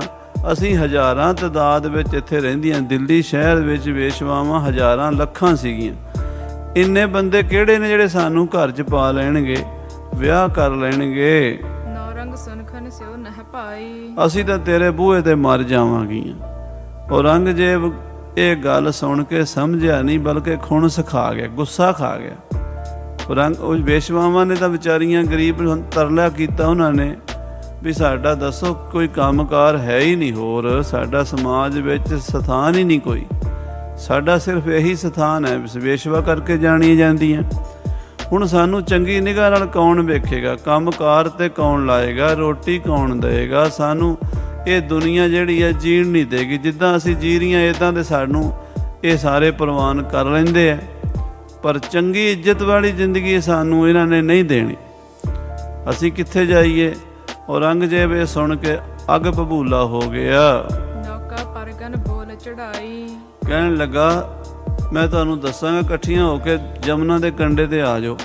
ਉਹ ਵਿਚਾਰੀਆਂ ਜਮਨਾ ਤੇ ਆ ਗਈਆਂ। ਬਾਦਸ਼ਾਹ ਦਾ ਹੁਕਮ ਤੇ ਮੰਨਣਾ ਹੀ ਹੁੰਦਾ, ਡਾਢਾ ਸੀਗਾ। ਸਾਰੀਆਂ ਵੇਸ਼ਵਾਵਾਂ, ਹਜ਼ਾਰਾਂ ਵੇਸ਼ਵਾਵਾਂ, ਸੈਂਕੜੇ ਵੇਸ਼ਵਾਵਾਂ ਕਿਸ਼ਤੀਆਂ 'ਚ ਚੜ੍ਹਾ ਲਈਆਂ। ਜਿਹੜੀ ਬੇੜੀਆਂ ਦਰਿਆ ਜਮਨਾ ਵਿੱਚ ਤੁਰਦੀਆਂ ਨਾ, ਉਹ ਜਮਨਾ ਦੇ ਵਿੱਚ ਚੜ੍ਹਾ ਲਈਆਂ ਹਨ ਬੇੜੀਆਂ ਵਿੱਚ। ਜਮਨਾ ਕੇ ਪ੍ਰਵਾਹ ਮੈਂ ਜਾਏ, ਤੇ ਜਿੱਥੇ ਜਮਨਾ ਦਾ ਪਾਣੀ ਤੇਜ਼ ਜਾ ਰਿਹਾ ਸੀ, ਗਹਿ ਗਹਿ ਸਗਰੀ ਦਈ ਡਬਾਏ, ਉੱਥੇ ਚੁੱਕ ਕੇ ਸੁੱਟ ਦਿੱਤੀਆਂ ਸਾਰੀਆਂ ਵੇਸ਼ਵਾਵਾਂ ਵਿਚਾਰੀਆਂ। ਔਰੰਗਜ਼ੇਬ ਨੇ ਸੈਂਕੜਿਆਂ ਦੀ ਤਾਦਾਦ ਵਿੱਚ ਮਾਰ ਦਿੱਤੀਆਂ ਸੀਗੀਆਂ ਦਿੱਲੀ ਸ਼ਹਿਰ ਵਿੱਚ। ਜਮਨਾ ਨਾਲ ਹੀ ਵਗਦੀ ਹੈ ਨਾ, ਦਿੱਲੀ ਦੇ ਲਾਲ ਕਿਲ੍ਹੇ ਦੇ ਨਾਲ ਹੀ ਜਮਨਾ ਵਗਦੀ 2-3 ਮੀਲ ਤੇ। ਉੱਥੇ ਲਿਆ ਕੇ ਜਮਨਾ 'ਚ ਸਿੱਟੀਆਂ ਸਾਰੀਆਂ ਤੇ ਰੋੜ ਦਿੱਤੀਆਂ। ਹਾਹਾਕਾਰ ਪੁਰੀ ਮਹਿ ਹੋਵਾ, ਸਾਧ ਸੰਗਤ ਜੀ, ਦਿੱਲੀ ਸ਼ਹਿਰ ਦੇ ਵਿੱਚ ਹਾਹਾਕਾਰ ਮਚ ਗਈ, ਚੀਕ ਝਾੜਾ ਮਚ ਗਿਆ। ਕਿਉਂਕਿ ਉਹ ਜਿਹੜੀਆਂ ਵੇਸ਼ਵਾਵਾਂ ਸਨ, ਭਾਵੇਂ ਉਹਨਾਂ ਦਾ ਕੋਈ ਉਸ ਤਰ੍ਹਾਂ ਰਿਸ਼ਤੇਦਾਰ ਸੱਜਣ ਮਿੱਤਰ ਨਾ ਵੀ ਹੋਵੇ, ਫਿਰ ਵੀ ਜਿਹੜੇ ਲੋਕ ਜਾਣਦੇ ਆ, ਜਿਹੜੇ ਉਹਨਾਂ ਕੋਲ ਜਾਂਦੇ ਆ, ਜਿਹੜੇ ਉਹਨਾਂ ਨੂੰ ਪ੍ਰੇਮ ਕਰਦੇ ਆ, ਜਿਹੜੇ ਉਹਨਾਂ ਦਾ ਗਾਣਾ ਗੀਤ ਸੁਣਦੇ ਆ, ਉਹਨਾਂ ਨੂੰ ਤਾਂ ਦੁੱਖ ਲੱਗਿਆ। ਉਹ ਵੀ ਹਾਹਾਕਾਰ ਕਰਨ ਲੱਗ ਪਏ। ਕਈ ਉੱਦਾਂ ਵੀ ਸਿਆਣੇ ਬੰਦੇ, ਉਹ ਕਹਿੰਦੇ ਵੀ ਕਾਹਨੂੰ ਮਾਰਨੀਆਂ ਸੀਗੀਆਂ। ਸਾਰੇ ਸ਼ਹਿਰ ਦੇ ਵਿੱਚ ਹਾਹਾਕਾਰ ਮਚ ਗਈ।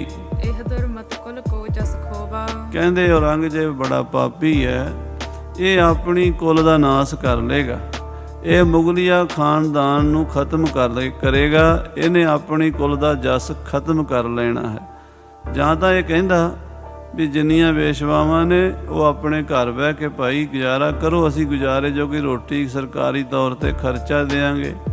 ਖਰਚਾ ਵੀ ਨਹੀਂ ਦਿੱਤਾ, ਕਹਿੰਦਾ ਕੰਮ ਛੱਡ ਦਿਓ। ਕਹਿੰਦੇ ਕੰਮ ਤੇ ਛੱਡ ਦਈਏ, ਖਾਈਏ ਕਿੱਥੋਂ, ਜਾਈਏ ਕਿੱਥੇ, ਰਹੀਏ ਕਿੱਥੇ, ਸਾਡਾ ਸਹਾਰਾ ਕੀ ਹੈ? ਕਹਿੰਦਾ ਮੈਂ ਦੱਸਦਾ ਤੁਹਾਨੂੰ, ਸਹਾਰਾ ਚੁੱਕ ਕੇ ਨਦੀ 'ਚ ਮਾਰੀਆਂ, ਚੁੱਕ ਕੇ ਸਾਰੀਆਂ ਰੋੜਤੀਆਂ। ਕਰ ਮਾਤ ਕੁਛ ਸੋ ਇੱਕ ਪੀਰ।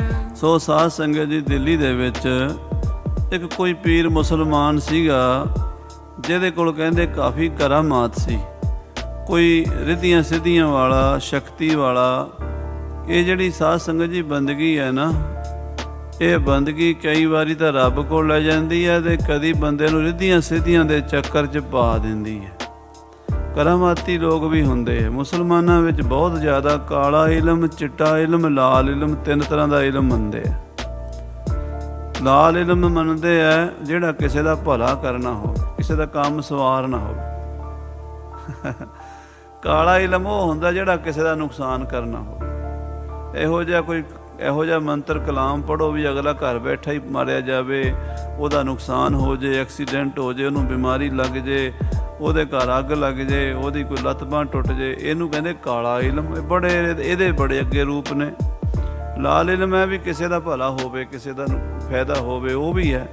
ਚਿੱਟਾ ਇਲਮ ਹੈ ਜਿਹੜਾ ਉਹ ਕਹਿੰਦੇ ਵੀ ਰੱਬ ਨੂੰ ਮਿਲਾਵੇ, ਜਿਵੇਂ ਕੁਰਾਨ ਦੀ ਬਾਣੀ ਪੜ੍ਹੋ ਖੁਦਾ ਨੂੰ ਮਿਲਣ ਵਾਸਤੇ, ਉਹ ਚਿੱਟਾ ਇਲਮ ਹੋ ਗਿਆ। ਕੁਰਾਨ ਦੀ ਕਲਾਮ ਪੜ੍ਹੋ ਕਿਸੇ ਦਾ ਭਲਾ ਕਰਨ ਲਈ, ਲਾਲ ਇਲਮ ਹੋ ਗਿਆ। ਕੁਰਾਨ ਦੀ ਬਾਣੀ ਪੜ੍ਹੋ ਕਿਸੇ ਦਾ ਸਤਿਆਨਾਸ਼ ਕਰਨ ਲਈ, ਕਾਲਾ ਇਲਮ ਹੋ ਗਿਆ। ਤੋ ਇਹ ਤਿੰਨ ਤਰ੍ਹਾਂ ਦਾ ਇਲਮ ਜਿਹੜਾ ਹੈ ਉਹ ਵਰਤਦੇ ਹੈ। ਕੋਈ ਐਸਾ ਪੀਰ ਸੀ ਜਿਹਦੇ ਕੋਲ ਰਿੱਧੀਆਂ ਸਿੱਧੀਆਂ ਬੜੀਆਂ ਸਨ। ਦਿਸ ਟਿਕ ਗਈ ਵੇਸ਼ੀਨ ਪੀਰ। ਸਾਰੀਆਂ ਵੇਸ਼ਵਾਵਾਂ ਜਿਹੜੀਆਂ ਬੱਚੀਆਂ ਖੁਚੀਆਂ ਸਨ, ਕਿਉਂਕਿ ਦਿੱਲੀ ਦੇ ਵਿੱਚ ਹਜ਼ਾਰਾਂ ਸਨ, ਲੱਖਾਂ ਸਨ, ਸਾਰੀਆਂ ਤਾਂ ਮਾਰੀਆਂ ਨਾ ਗਈਆਂ। ਉਹਨੇ ਜਿੰਨੀਆਂ ਕਿ ਨਦੀ 'ਚ ਡੋਬੀਆਂ ਡੁੱਬ ਗਈਆਂ, ਕੁਝ ਡਿੱਢਦੀਆਂ ਖੁੱੜਦੀਆਂ ਉਰਾਂ ਪਾਰ ਲੰਘੀਆਂ ਵਿਚਾਰੀਆਂ, ਕੋਈ ਡੋਬਤੀਆਂ ਮਾਰਤੀਆਂ। ਜਿਹੜੀਆਂ ਬੱਚੀਆਂ ਖੁਚੀਆਂ ਸਾਰੀਆਂ ਉਸ ਪੀਰ ਕੋਲ ਗਈਆਂ ਬ੍ਰਿਥਾ ਆਪਣੀ ਸਕਲ ਸੁਨਾਈ। ਤੇ ਉਸ ਪੀਰ ਦੇ ਕੋਲ ਜਾ ਕੇ ਆਪਣਾ ਰੋਣਾ ਰੋਇਆ ਉਹਨਾਂ ਨੇ। ਕਹਿਣ ਲੱਗੀਆਂ, ਪੀਰ ਸਾਈਂ ਅਸੀਂ ਵੇਸ਼ਵਾਵਾਂ ਹਾਂ, ਸਾਡਾ ਕੰਮ ਜਿਹੜਾ ਹੈ ਉਹ ਹਜ਼ਾਰਾਂ ਸਾਲਾਂ ਤੋਂ ਚੱਲਿਆ ਆ ਰਿਹਾ ਹੈ। ਸਮਾਜ ਦਾ ਇੱਕ ਅੰਗ ਆ, ਭਾਵੇਂ ਮਾੜਾ ਹੀ ਆ, ਤੇ ਸਾਨੂੰ ਖੁਦਾ ਨੇ, ਅੱਲਾ ਨੇ ਜਿੱਦਾਂ ਦੀ ਰੋਜੀ ਦਿੱਤੀ ਹੈ, ਸਾਡੇ ਕਰਮ ਲਿਖੇ ਹੈ, ਉੱਦਾਂ ਅਸੀਂ ਗੁਜ਼ਾਰਾ ਕਰਦੀਆਂ। ਇਹ ਬਾਦਸ਼ਾਹ ਔਰੰਗਜ਼ੇਬ ਸਾਨੂੰ ਮਾਰ ਰਿਹਾ ਹੈ, ਕਹਿੰਦਾ ਜਾਂ ਤਾਂ ਕੰਮ ਬੰਦ ਕਰੋ ਜਾਂ ਮਾਰ ਦਿਆਂਗੇ। ਹੁਣ ਕੰਮ ਬੰਦ ਕਰੀਏ ਤੇ ਖਾਈਏ ਕਿ? ਸਾਡਾ ਤਾਂ ਕੋਈ ਰਿਸ਼ਤੇਦਾਰ ਰਿਹਾ ਨਹੀਂ, ਕਿਉਂਕਿ ਸਾਨੂੰ ਸਮਾਜ ਨੇ, ਸਮਾਜ ਦੀ ਗੰਦੀ ਸੋਚ ਨੇ ਇਸ ਪਾਸੇ ਸੁੱਟਿਆ ਹੈ। ਕਿਉਂਕਿ ਸਾਧ ਸੰਗਤ ਜੀ, ਵੇਸ਼ਵਾਵਾਂ ਬਣਦੀਆਂ ਜਿਹੜੀਆਂ, ਅਕਸਰ ਆਪਾਂ ਕਿਸੇ ਕਹਾਣੀਆਂ ਪੜ੍ਹਦੇ ਹਾਂ, ਸ਼ੌਂਕ ਨਾਲ ਨਹੀਂ ਕੋਈ ਬਣਦੀ। ਕੋਈ ਹੋਵੇਗੀ, ਕੋਈ ਬਹੁਤੇ ਮਾੜੇ ਕਰਮ ਪਿਛਲੇ ਜਨਮ ਦੇ ਹੋਣ, ਉਹ ਆਪਣੇ ਸ਼ੌਂਕ ਨਾਲ ਇਸ ਕਰਮ 'ਚ ਪਵੇ।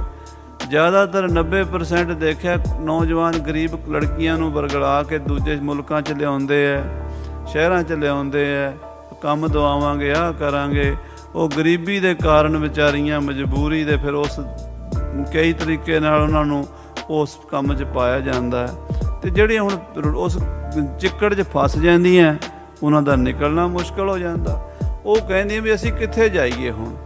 ਉਹ ਪੀਰ ਦੇ ਅੱਗੇ ਉਹਨਾਂ ਨੇ ਆਪਣਾ ਰੋਣਾ ਰੋਇਆ ਜਾ ਕੇ ਦਿੱਲੀ ਵਿੱਚ। ਇਹ ਨਾ ਰੰਗ ਬਾਦੀ ਦੁਖਦਾਈ। ਕਹਿਣ ਲੱਗੀਆਂ, ਸੰਤ ਮਹਾਂਪੁਰਸ਼ੋ, ਪੀਰ ਜੀ, ਇਹ ਔਰੰਗਜ਼ੇਬ ਜਿਹੜਾ ਹੈ ਇਹ ਬੜਾ ਬਾਦੀ ਹੈ, ਝਗੜਾਲੂ ਹੈ, ਦੁਖਦਾਈ ਹੈ। ਇਹਨੇ ਨਵਾਂ ਹੀ ਕਾਨੂੰਨ ਇਹਦੇ ਪਿਓ ਨੇ ਨਹੀਂ ਕੀਤਾ, ਇਹਦੇ ਦਾਦੇ ਨੇ ਨਹੀਂ ਕੀਤਾ, ਇਹਦੇ ਪੜਦਾਦੇ ਨੇ ਨਹੀਂ ਇੱਦਾਂ ਕੀਤਾ। ਵੱਡੇ ਵੱਡੇ ਰਾਜੇ, ਮਹਾਰਾਜੇ, ਬਾਦਸ਼ਾਹ ਹੋ ਗਏ ਪਾਂਡਵਾਂ ਦੇ ਸਮੇਂ ਤੋਂ, ਕਦੀ ਵੇਸ਼ਵਾਵਾਂ ਦਾ ਕੰਮ ਕਿਸੇ ਨੇ ਬੰਦ ਨਹੀਂ ਕੀਤਾ। ਠੀਕ ਹੈ, ਉਹਦੇ ਲਈ ਕਾਨੂੰਨ, ਮਰਜ਼ਾਦਾ, ਲਾਭ ਬਣੇ ਹਨ। ਜਦੋਂ ਕੌਟਲਿਆ ਨੇ ਅਰਥ ਸ਼ਾਸਤਰ ਲਿਖਿਆ ਹੈ, ਅੱਜ ਤੋਂ ਕੋਈ 2300 ਸਾਲ ਹੋ ਗਏ, ਉਹਦੇ ਵਿੱਚ ਉਹਨੇ ਸਾਰੇ ਸਮਾਜ ਦੀਆਂ, ਸਾਰੇ ਵਪਾਰ, ਬਿਜ਼ਨਸ, ਕਾਰੋਬਾਰ, ਫੌਜਾਂ ਦੇ ਲੈਣ ਦੇਣ, ਸਾਰੀ ਮਰਿਆਦਾ ਲਿਖੀ ਹੈ। ਉਹਨੇ ਵੇਸ਼ਵਾ ਬਿਰਤੀ ਬਾਰੇ ਵੀ ਲਿਖਿਆ ਹੈ ਉਹਨੇ, ਪਰ ਉਹਦੇ ਨਿਯਮ ਲਿਖੇ ਹੋਏ, ਮਰਿਆਦਾ ਲਿਖੀ ਵੀ ਇਸ ਤਰ੍ਹਾਂ ਇਹਨਾਂ ਦੀ ਮਰਿਆਦਾ ਹੈ, ਇਹਨਾਂ ਦਾ ਵੀ ਨਿਯਮ ਹੈ। ਤੇ ਉਸ ਨਿਯਮ ਵਿੱਚ ਰਹਿ ਕੇ ਅਸੀਂ ਸਮਾਜ ਵਿੱਚ ਵਿਚਰਦੀਆਂ ਹਾਂ। ਤੇ ਇਹ ਕਹਿੰਦਾ ਬਿਲਕੁਲ ਬੰਦ ਕਰ ਦਿਓ, ਅਸੀਂ ਕਿੱਥੇ ਜਾਈਏ। ਇਸ ਦੇ ਰੱਖਿਆ ਕਰੋ ਹਮਾਰੀ। ਇਹ ਪੀਰ ਸਾਈਂ, ਇਸ ਜ਼ਾਲਮ ਤੋਂ ਸਾਡਾ ਖਹਿੜਾ ਛੁਡਾਓ, ਸਾਡੀ ਰੱਖਿਆ ਕਰੋ। ਨਾਹਿ ਤਾਂ ਨਾ ਸਹ ਸਭ ਇੱਕ ਵਾਰੀ। ਨਹੀਂ ਤੇ ਸਾਨੂੰ ਮਾਰ ਤਾਂ ਇਹਨੇ ਦੇਣਾ ਹੀ ਹੈ, ਅਸੀਂ ਆਪ ਹੀ ਮਰਨ ਨੂੰ ਤਿਆਰ ਹਾਂ। ਸਾਨੂੰ ਤਾਂ ਆਪ ਅਸੀਂ ਮੌਤ ਨੂੰ ਉਡੀਕਦੀਆਂ ਵੀ ਆਵੇ ਤੇ ਮਰੀਏ, ਕਿਉਂਕਿ ਅਸੀਂ ਜ਼ਿੰਦਗੀ ਥੋੜ੍ਹਾ ਜੀ ਰਹੀਆਂ ਕੋਈ। ਪਰ ਕਰੀਏ ਕੀ ਹੁਣ, ਕੋਈ ਚਾਰਾ ਨਹੀਂ ਹੈ। ਸਮਾਜ ਜਿਹੜਾ ਹੈ, ਇੱਕ ਵਾਰੀ ਜੇ ਕੋਈ ਵੇਸ਼ਵਾ ਬਣ ਜਾਵੇ, ਉਹਨੂੰ ਨਾ ਕੋਈ ਮਾਂ ਜੀ ਕਵੇ, ਨਾ ਭੈਣ ਜੀ ਕਵੇ, ਨਾ ਬੇਟਾ ਕਵੇ, ਤੇ ਨਾ ਕੋਈ ਪਤਨੀ ਬਣਾ ਕੇ ਰਾਜੀ ਹੈ। ਚਾਰ ਹੀ ਔਰਤ ਦੇ ਮਰਦ ਨਾਲ ਰਿਸ਼ਤੇ ਹਨ। ਸਮਾਜ ਨਾਲ ਔਰਤ ਦੇ ਚਾਰ ਹੀ ਰਿਸ਼ਤੇ ਨੇ, ਜਾਂ ਮਾਂ ਹੈ, ਜਾਂ ਭੈਣ ਹੈ, ਜਾਂ ਧੀ ਹੈ, ਤੇ ਚੌਥੇ ਨੰਬਰ ਤੇ ਜਿਹੜਾ ਪਤਨੀ ਹੈ। ਇਹ ਪੰਜਵਾਂ ਇੱਕ ਵੱਖਰਾ ਹੀ ਕਿਸਮ ਦਾ ਰਿਸ਼ਤਾ ਵੇਸ਼ਵਾ ਦਾ, ਜਿਸ ਨੂੰ ਜਦੋਂ ਇਸ ਪਾਸਿਓਂ ਵੇਖਦਾ ਹੈ ਬੰਦਾ, ਫਿਰ ਉਹ ਦਰਜਾ ਨਾ ਮਾਂ ਦਾ ਦੇਵੇ, ਨਾ ਭੈਣ ਦਾ, ਨਾ ਧੀ ਦਾ, ਨਾ ਪਤਨੀ ਦਾ। ਹੁਣ ਅਸੀਂ ਕਿੱਥੇ ਜਾਈਏ। ਸੁਨਤ ਪੀਰ ਕੇ ਕਰੁਣਾ ਆਈ। ਉਹ ਪੀਰ ਨੇ ਇਹਨਾਂ ਵਿਚਾਰੀਆਂ ਵੇਸ਼ਵਾਵਾਂ ਦਾ ਰੋਣਾ ਪਿੱਟਣਾ ਸੁਣਿਆ ਤੇ ਮਨ ਵਿੱਚ ਦਇਆ ਆ ਗਈ। ਗਾਵਨ ਮਹਦਿਆ ਖਿਆਲ ਬਣਾਈ। ਉਹ ਗਵਈਆ ਸੀ ਬੜਾ ਤਗੜਾ, ਖਿਆਲ ਲਿਖਦਾ ਸੀ। ਖਿਆਲ ਜਿਵੇਂ ਮਹਾਰਾਜ ਨੇ ਲਿਖਿਆ ਨਾ, ਖਿਆਲ ਪਾਤਸ਼ਾਹੀ 10ਵੀਂ, ਇਹ ਰਾਗ ਹੈ ਇੱਕ ਖਿਆਲ, ਇਹ ਗਾਣ ਦੀ ਸ਼ੈਲੀ ਹੈ। ਉਹਨੇ ਇੱਕ ਖਿਆਲ ਰਚਿਆ ਤੇ ਉਹਨਾਂ ਨੂੰ ਦਿੱਤਾ ਵੀ ਇਹ ਗਾਣਾ ਹੈ ਤੁਸੀਂ, ਤੇ ਗਾਣਾ ਲਾਲ ਕਿਲੇ ਦੇ ਕੋਲ ਜਾ ਕੇ ਹੈ। ਹਾਂਜੀ, ਗਾਵਾ ਹੋ ਜਾਏ ਦੁਰਗ ਪਿਛਵਾਰੇ। ਤੇ ਕਿਲੇ ਦੇ ਪਿਛਲੇ ਪਾਸੇ, ਜਿੱਧਰ ਕਦੀ ਲਾਲ ਕਿਲੇ ਦੇ ਅੰਦਰ ਜਾ ਕੇ ਦੇਖੋ ਨਾ, ਅਗਲੇ ਪਾਸੇ ਦਾ ਬੜਾ ਵੱਡਾ, ਮੇਰਾ ਖਿਆਲ 50-60 ਫੁੱਟ ਉੱਚੀ ਫਸੀਲ ਹੈ ਅਗਲੇ ਪਾਸੇ, ਚਾਂਦਨੀ ਚੌਂਕ ਵਾਲੇ ਪਾਸੇ, ਤੇ ਪਿਛਲੇ ਪਾਸੇ ਛੋਟੀ ਫਸੀਲ ਹੈ। ਉੱਥੇ ਤਾਂ ਸਾਹਮਣੇ ਦਿਸਦੇ ਮਹਿਲ ਬਾਦਸ਼ਾਹ ਦੇ, ਮੋਤੀ ਮਹਿਲ, ਮੋਤੀ ਮਸਜਿਦ ਹੈ, ਤੇ ਦੀਵਾਨੇ ਆਮ ਹੈ, ਦੀਵਾਨੇ ਖਾਸ ਹੈ, ਬਾਦਸ਼ਾਹ ਦੇ ਰਹਿਣ ਸਹਿਣ ਦਾ ਸਾਰਾ ਉੱਥੇ ਅਜੇ ਵੀ ਅਸੀਂ ਤਾਂ ਕਈ ਵਾਰੀ ਜਾ ਕੇ ਅੰਦਰ ਦੇਖਿਆ ਹੈ ਲਾਲ ਕਿਲੇ ਦੇ। ਸੋ ਪਿਛਲੇ ਪਾਸਿਓਂ ਆਵਾਜ਼ ਅੰਦਰ ਜਾਂਦੀ ਬਾਦਸ਼ਾਹ ਕੋਲ। ਸਾਰੀਆਂ ਵੇਸ਼ਵਾਵਾਂ ਨੂੰ ਕਿਹਾ ਵੀ ਤੁਸੀਂ ਕਿਲੇ ਦੇ ਪਿਛਲੇ ਬੰਨੇ ਜਾ ਕੇ ਗਾਣਾ ਹੈ। ਸੁਨਨੋ ਰੰਗ ਤੁਮ ਕੋ ਨ ਹਮਾਰੇ। ਔਰੰਗਜ਼ੇਬ ਤੁਹਾਨੂੰ ਕੁਝ ਨਹੀਂ ਕਹੇਗਾ, ਤੁਹਾਡਾ ਖਿਆਲ ਸੁਣੇਗਾ, ਤੁਹਾਡਾ ਗਾਣਾ ਸੁਣੇਗਾ, ਪਰ ਤੁਸੀਂ ਡਰਨਾ ਨਹੀਂ, ਬੇਝੱਕ ਹੋ ਕੇ ਗਾਣਾ ਹੈ, ਤੇ ਉਹ ਸੁਣ ਕੇ ਤੁਹਾਨੂੰ ਮਾਰੇਗਾ ਨਹੀਂ। ਆਗਿਆ ਪਾਏ ਸਿੱਖ ਕਰ ਆਈ। ਇਹ ਸਾਰੀਆਂ ਵੇਸ਼ਵਾਵਾਂ ਉਸ ਪੀਰ ਤੋਂ ਸਿੱਖ ਕੇ ਆਈਆਂ, ਤੇ ਲਾਲ ਕਿਲੇ ਦੇ ਪਿਛਲੇ ਬੰਨੇ ਖਲੋ ਕੇ ਇਹਨਾਂ ਨੇ ਆਪਣਾ ਗੀਤ ਗਾਣਾ ਗਾਇਆ ਸ਼ੁਰੂ ਕੀਤਾ। ਮਿਲ ਬੇਸ਼ਵਾ ਹੋਇਆ ਕਹਿ ਸਮੁਦਾਈ। ਸਾਰੀਆਂ ਵੇਸ਼ਵਾਵਾਂ ਬੁੱਢੀਆਂ ਵੀ ਸਨ, ਵਿੱਚ ਜਵਾਨ ਵੀ ਸਨ, ਨੌਜਵਾਨ ਬੱਚੀਆਂ ਵੀ ਸਨ। ਉਹ ਸਾਰੀਆਂ ਸੁਰੀਲੇ ਗਲੇ ਦੇ ਨਾਲ ਗਾਣ ਲੱਗੀਆਂ ਹਨ। ਜਹ ਕੀ ਧੁਨ ਸੁਨ ਨੌ ਰੰਗ ਕਾਨ। ਔਰੰਗਜ਼ੇਬ ਦੇ ਕੰਨਾਂ ਵਿੱਚ ਉਹਨਾਂ ਵੇਸ਼ਵਾਵਾਂ ਦਾ ਗਾਣਾ ਪਹੁੰਚਿਆ। ਤਹਾਂ ਜਾਏ ਉੱਚੇ ਕਰ ਗਾਨ। ਉੱਚੇ ਉੱਚੇ ਗਾ ਰਹੀਆਂ ਸਨ ਉਹ। ਔਰੰਗਜ਼ੇਬ ਗਾਣੇ ਦੇ ਵੀ ਬੜਾ ਖਿਲਾਫ ਸੀਗਾ। ਇਹਨੇ ਸਾਰੇ ਗਵਈਆਂ ਦੇ ਸਾਜ਼ ਵੀ ਇੱਕ ਵਾਰੀ ਕਹਿੰਦੇ ਗਵਈ ਰਾਗ ਉੱਤੇ ਪਾਬੰਦੀ ਲਾਤੀ ਸੀ। ਕਹਿੰਦਾ ਕਿਸੇ ਨੇ ਰਾਗ ਨਹੀਂ ਗਾਣਾ, ਕਿਸੇ ਨੇ ਕੋਈ ਸਾਜ਼ ਨਹੀਂ ਵਜਾਣਾ, ਕੋਈ ਰਾਗ ਨਹੀਂ ਗਾਣਾ। ਸਾਰੇ ਗਵਈਏ ਜਿਹੜੇ ਬੜੇ ਬੜੇ ਗੰਧਰਵ ਸਨ, ਮੁਸਲਮਾਨ ਵੀ ਸਨ, ਹਿੰਦੂ ਵੀ ਸਨ, ਉਹ ਇਕੱਠੇ ਹੋਏ। ਉਹਨਾਂ ਨੇ ਬੜੇ ਮਿੰਤਰਲੇ ਕੀਤੇ। ਕੋਈ ਸੁਣਦਾ ਕੌਣ ਸੀਗਾ? ਇੱਕ ਉਹਨਾਂ ਨੇ ਜਨਾਜ਼ਾ ਬਣਾ ਲਿਆ, ਜਿਵੇਂ ਕੋਈ ਮੋਢਿਆਂ ਤੇ ਮੰਜੀ ਚੁੱਕ ਕੇ ਮੁਰਦੇ ਨੂੰ ਸਾੜਨ ਦੱਬਣ ਜਾਂਦੇ ਨੇ, ਇੱਦਾਂ ਉਹਨਾਂ ਨੇ ਆਪਣੀਆਂ ਸਤਾਰਾਂ, ਵਾਜੇ, ਤਬਲੇ ਉੱਤੇ ਰੱਖ ਲਏ ਤੇ ਉਹ ਤੁਰ ਪਏ। ਉੱਤੇ ਉਹਨਾਂ ਨੇ ਚਾਦਰ ਪਾ ਲਈ ਤੇ ਤੁਰੇ ਜਾਂਦੇ, ਜਿਵੇਂ ਅਫਸੋਸ ਕਰਦੇ, ਹਾਏ ਹਾਏ ਕਰਦੇ, ਰੋਂਦੇ ਹੋਏ ਬੈਰਾਗ ਦੇ ਵਿੱਚ। ਸਾਰੇ ਗਵਈਏ ਕਹਿੰਦੇ ਜਦੋਂ ਲਾਲ ਕਿਲੇ ਦੇ ਸਾਹਮਣੇ ਉਹ ਲੰਘੇ, ਔਰੰਗਜ਼ੇਬ ਕਹਿੰਦਾ ਇਹ ਕੌਣ ਮਰ ਗਿਆ? ਉਹਨਾਂ ਨੇ ਆਖਿਆ ਹਜੂਰ ਤੁਹਾਡੇ ਰਾਜ ਵਿੱਚ ਰਾਗ ਮਰ ਗਿਆ। ਉਹਨਾਂ ਦੇ ਕਹਿਣ ਦਾ ਮਤਲਬ ਸੀ ਵੀ ਤਰਸ ਕਰੇਗਾ, ਕੋਈ ਸਾਡੀ ਗੱਲ ਸੁਣੇਗਾ। ਕਹਿੰਦਾ ਹਜੂਰ, ਉਹ ਕਹਿੰਦੇ ਰਾਗ ਮਰ ਗਿਆ ਤੁਹਾਡੇ ਰਾਜ ਵਿੱਚ। ਕਹਿੰਦਾ ਇਸ ਕਾਫਰ ਨੂੰ ਡੂੰਘਾ ਦੱਬਿਆ ਜੇ ਤਾਂ ਕਿ ਕਿਤੇ ਬਾਹਰ ਨਾ ਨਿਕਲ ਆਵੇ, ਇਹਦੀ ਕਬਰ ਡੂੰਘੀ ਪੁੱਟਿਆ ਜੇ, ਛੇਤੀ ਬਾਹਰ ਨਾ ਆ ਜਾਵੇ। ਪਰ ਧੰਨ ਸ੍ਰੀ ਗੁਰੂ ਗੋਬਿੰਦ ਸਿੰਘ ਕਲਗੀਆਂ ਵਾਲੇ ਪਾਤਸ਼ਾਹ ਅਨੰਦਪੁਰ ਸਾਹਿਬ ਵਿੱਚ ਕਹਿਣ ਲੱਗੇ ਔਰੰਗਜ਼ੇਬ ਕਿਸੇ ਦੀ ਕੀ ਤਾਕਤ ਹੈ ਰਾਗ ਨੂੰ ਖਤਮ ਕਰ ਦੇਵੇ। ਜਿਸ ਰਾਗ ਵਿੱਚ ਬਾਬੇ ਨਾਨਕ ਦੀ ਬਾਣੀ ਗਾਈ ਗਈ ਹੈ ਉਹ ਰਾਗ ਮਾਰ ਹੀ ਨਹੀਂ ਸਕਦਾ। ਸੱਚੇ ਪਾਤਸ਼ਾਹ ਨੇ 600 ਰਾਗ ਗੁਰੂ ਗੋਬਿੰਦ ਸਿੰਘ ਜੀ ਨੇ ਸਰਬਲੋਕ ਗ੍ਰੰਥ ਵਿੱਚ ਲਿਖੇ। 600 ਰਾਗ। ਸ੍ਰੀ ਗੁਰੂ ਗ੍ਰੰਥ ਸਾਹਿਬ ਵਿੱਚ 31 ਰਾਗ ਮੁੱਖ ਤੇ 31 ਰਾਗ ਉਪ ਮੰਨੇ ਗਏ, 62 ਰਾਗ ਹਨ। ਸ੍ਰੀ ਦਸਮ ਗ੍ਰੰਥ ਸਾਹਿਬ ਵਿੱਚ ਬਹੁਤ ਸਾਰੇ ਰਾਗ ਹਨ। ਸ੍ਰੀ ਸਰਬਲੋ ਤਾਂ ਰਾਗਾਂ ਦਾ ਗੁਲਦਸਤਾ ਹੀ ਕਰ ਦਿੱਤਾ। ਸੱਚੇ ਪਾਤਸ਼ਾਹ ਮਹਾਰਾਜ ਕਹਿੰਦੇ ਮੇਰੇ ਗਵਈਏ ਰਾਗੀ ਰਾਗ ਵੀ ਗਾਣਗੇ, ਜਿੰਨੀਆਂ ਤੂੰ ਪਾਬੰਦੀਆਂ ਲਾਈਆਂ ਸਾਰੀਆਂ ਤੋੜ ਦਿਆਂਗਾ। ਔਰੰਗਜ਼ੇਬ ਕਹਿੰਦਾ ਸੀ ਹਿੰਦੂ ਇੱਕ ਘੋੜੇ ਤੇ ਨਹੀਂ ਚੜ੍ਹ ਸਕਣਗੇ। ਮਹਾਰਾਜ ਕਹਿੰਦੇ ਮੇਰਾ ਖਾਲਸਾ ਸੋਏ ਜੋ ਚੜ੍ਹਾ ਤੁਰੰਗ। ਕਹਿੰਦੇ ਸਿਰ ਦੇ ਉੱਤੇ ਟੋਪੀ ਪਾਣੀ ਪੈ ਗਈ, ਪੱਗ ਨਹੀਂ ਬੰਨ੍ਹ ਸਕਦੇ। ਮਹਾਰਾਜ ਕਹਿੰਦੇ ਉੱਚੇ ਉੱਚੇ ਦੁਮਾਲੇ ਸਜਾ ਦੇਂਗੇ। ਬਾਬਾ ਦੀਪ ਸਿੰਘ ਦੇ ਦੁਮਾਲੇ ਤੇ 13 ਚੱਕਰ ਲੱਗਦੇ ਸੀਗੇ। ਉਹ ਕਿਉਂ ਲੱਗਦੇ ਸੀ? ਵੀ ਔਰੰਗਜ਼ੇਬ ਦਾ ਚੈਲੰਜ ਸੀ ਵੀ ਛੋਟੀ ਜਿਹੀ ਟੋਪੀ ਪਾ ਸਕਦੇ ਹੋ, ਪੱਗ ਨਹੀਂ ਬੰਨ੍ਹ ਸਕਦੇ, ਉੱਚੇ ਉੱਚੇ ਦੁਮਾਲੇ ਸਜਾ ਦਿਆਂਗੇ। ਕਹਿੰਦਾ ਮੇਰੇ ਰਾਜ ਵਿੱਚ ਮੁਸਲਮਾਨਾਂ ਦਾ ਬਣਿਆ ਹੋਇਆ ਹਲਾਲੀ ਦਾ ਮਾਸ ਹੀ ਖਾਣਾ ਪਏਗਾ, ਹਿੰਦੂ ਝਟਕਾ ਨਹੀਂ ਕਰ ਸਕਦੇ। ਮਹਾਰਾਜ ਕਹਿੰਦੇ ਖਾਲਸਾ ਸ਼ਰੇਆਮ ਕਰੇਗਾ, ਤੂੰ ਰੋਕ ਕੇ ਵਿਖਾਈ। ਸਿੰਘ ਸ਼ਿਕਾਰ ਵੀ ਖੇਡਣਗੇ, ਝਟਕਾ ਵੀ ਕਰਨਗੇ, ਲੰਗਰਾਂ ਵਿੱਚ ਵਰਤਾਵਾਂਗੇ। ਹਜੂਰ ਕਲਗੀਧਰ ਪਾਤਸ਼ਾਹ ਦੇ ਉਹ ਸ਼ਰਤ ਵੀ ਜਿਹੜੀ ਸੀ ਤੋੜ ਦਿੱਤੀ। ਤੇ ਫਿਰ ਕਹਿੰਦਾ ਹਿੰਦੂ ਢੋਲ ਨਗਾਰਾ ਨਹੀਂ ਵਜਾ ਸਕਦੇ। ਮਹਾਰਾਜ ਕਹਿੰਦੇ ਸਾਡੇ ਰਣਜੀਤ ਨਗਾਰੇ ਹਰ ਵੇਲੇ ਖੜਕਣਗੇ। ਇਹ ਸੱਚੇ ਪਾਤਸ਼ਾਹ ਗੁਰੂ ਗੋਬਿੰਦ ਸਿੰਘ ਸਾਹਿਬ ਨੇ ਔਰੰਗੇ ਦੀਆਂ ਸਾਰੀਆਂ ਜਿਹੜੀਆਂ ਲਾਈਆਂ ਪਾਬੰਦੀਆਂ ਤੋੜ ਦਿੱਤੀਆਂ ਸਨ। ਸਤਿ ਸ੍ਰੀ ਅਕਾਲ। ਸੋ ਸਾਧ ਸੰਗਤ ਜੀ, ਮਹਾਰਾਜ ਸੱਚੇ ਪਾਤਸ਼ਾਹ ਦਾ ਹੁੰਦੇ ਨਾ ਤੇ ਹਿੰਦੁਸਤਾਨ ਦਾ ਨਕਸ਼ਾ ਕੁਝ ਹੋਰ ਹੋਣਾ ਸੀ। ਕਵੀ ਜੀ ਨੇ ਲਿਖਿਆ ਛਾਏ ਜਾਤੀ ਏਕਤਾ ਅਨੇਕਤਾ ਬਿਲਾਏ ਜਾਤੀ ਹੋਵਤੀ ਕੁਚੀਲਤਾ ਕਤੇਬਨ ਕੁਰਾਨ ਕੀ पाप ही परपक जाते धर्म तसक जाते वर्ण गरक जाते साहित विधान की देवी देव देव रे संतोख सिंह दूर होते रीत मिट जाती कथा वेदन पुराण की श्री गुरु गोबिंद सिंह पावन परम सूर मूर्त न होती जो पै करुणा निदान की। सच्चे पातशाह महाराज ने नक्शा बदलिया। औरंगजेब ਤਾਂ ਕੁਝ ਹੋਰ ਹੀ ਕਰਨਾ ਚਾਹੁੰਦਾ ਸੀ, ਸੋ ਉਸ ਨੇ ਰਾਗ ਉੱਤੇ ਪਾਬੰਦੀ ਲਾਤੀ ਸੀ, ਉਸ ਨੇ ਧਰਮ ਦੀਆਂ ਹੋਰ ਚੀਜ਼ਾਂ ਉੱਤੇ ਪਾਬੰਦੀ ਲਾਤੀ, ਸਮਾਜ ਦੀਆਂ ਰੀਤਾਂ ਰਸਮਾਂ ਤੇ ਪਾਬੰਦੀ ਲਾਤੀ ਤੇ ਵੇਸ਼ਵਾਵਾਂ ਵਿਚਾਰੀਆਂ ਉਸ ਫਕੀਰ ਕੋਲੋਂ ਇੱਕ ਖਿਆਲ ਲੈ ਕੇ ਆਈਆਂ ਹਨ।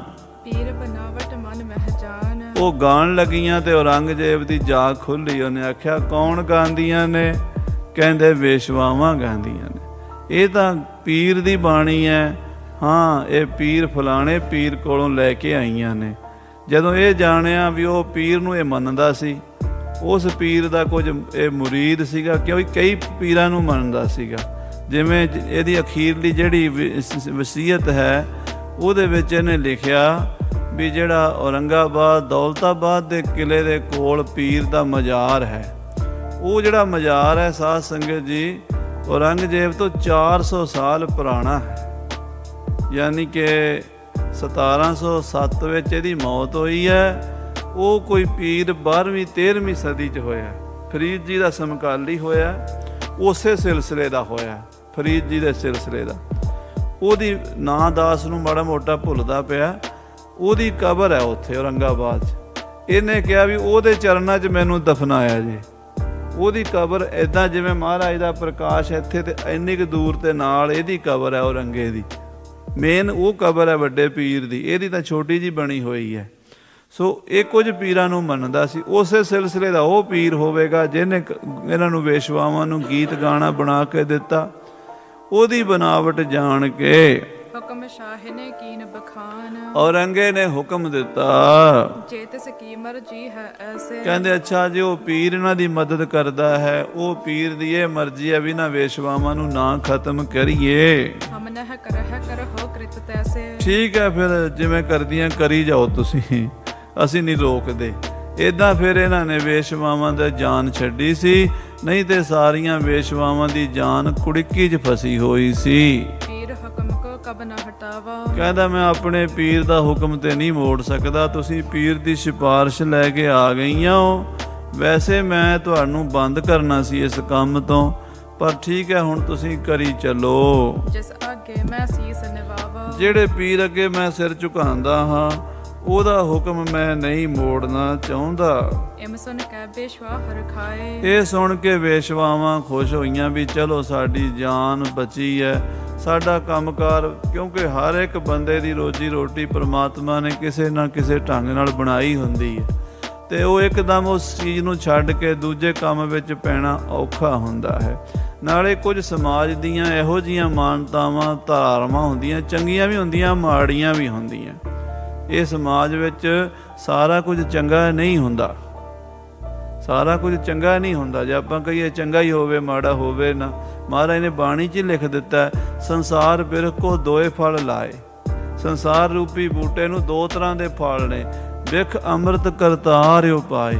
ਇੱਕ ਪਾਸੇ ਕੌੜੇ ਨੇ, ਇੱਕ ਪਾਸੇ ਮਿੱਠੇ ਨੇ, ਇੱਕ ਪਾਸੇ ਜ਼ਹਿਰ ਹੈ, ਇੱਕ ਪਾਸੇ ਅੰਮ੍ਰਿਤ ਹੈ। ਇਸੇ ਸੰਸਾਰ ਦੇ ਵਿੱਚ ਇਹ ਬਾਹਰ ਤਾਂ ਨਹੀਂ। ਤੇ ਜੇ ਆਪਾਂ ਕਹੀਏ ਨਹੀਂ ਅਸੀਂ ਜ਼ਹਿਰ ਖਤਮ ਹੀ ਕਰ ਦੇਣਾ। ਜਨਮੇਜਾ ਰਾਜਾ ਕਹਿਣ ਲੱਗਾ ਮੈਂ ਦੁਨੀਆ ਦੇ ਸੱਪ ਰਹਿਣ ਹੀ ਨਹੀਂ ਦੇਣੇ, ਸੱਪ ਖਤਮ ਕਰ। ਮੇਰਾ ਪਿਓ ਮਾਰਿਆ ਸੱਪਾਂ ਨੇ, ਉਹਨੇ ਲੱਖਾਂ ਸੱਪ ਮਾਰ ਦਿੱਤੇ, ਵੱਡੇ ਵੱਡੇ ਛੋਟੇ ਛੋਟੇ, ਪਰ ਫੇਰ ਵੀ ਖਤਮ ਨਹੀਂ ਕਰ ਸਕਿਆ। ਅੱਜ ਵੀ ਸੱਪ ਜਿਉਂਦੇ ਐ। ਵੇਸ਼ਵਾਵਾਂ ਅੱਜ ਵੀ ਸਾਰੀ ਦੁਨੀਆ ਵਿੱਚ ਹਨ, ਭਾਵੇਂ ਮਾੜਾ ਕੰਮ ਹੈ। ਮੰਨ ਲਓ ਸੱਪ ਵੀ ਸਾਧ ਸੰਗਤ ਜੀ ਸਾਡੇ ਲਈ ਮਾੜਾ ਹੈ। ਸਾਡੇ ਲਈ ਸੱਪ ਸਾਡੇ ਘਰ ਆ ਜਾਵੇ, ਚੀਕ ਝਾੜਾ ਪਾ ਦਿਆਂਗੇ, ਹਾਏ ਸੱਪ ਆ ਗਿਆ।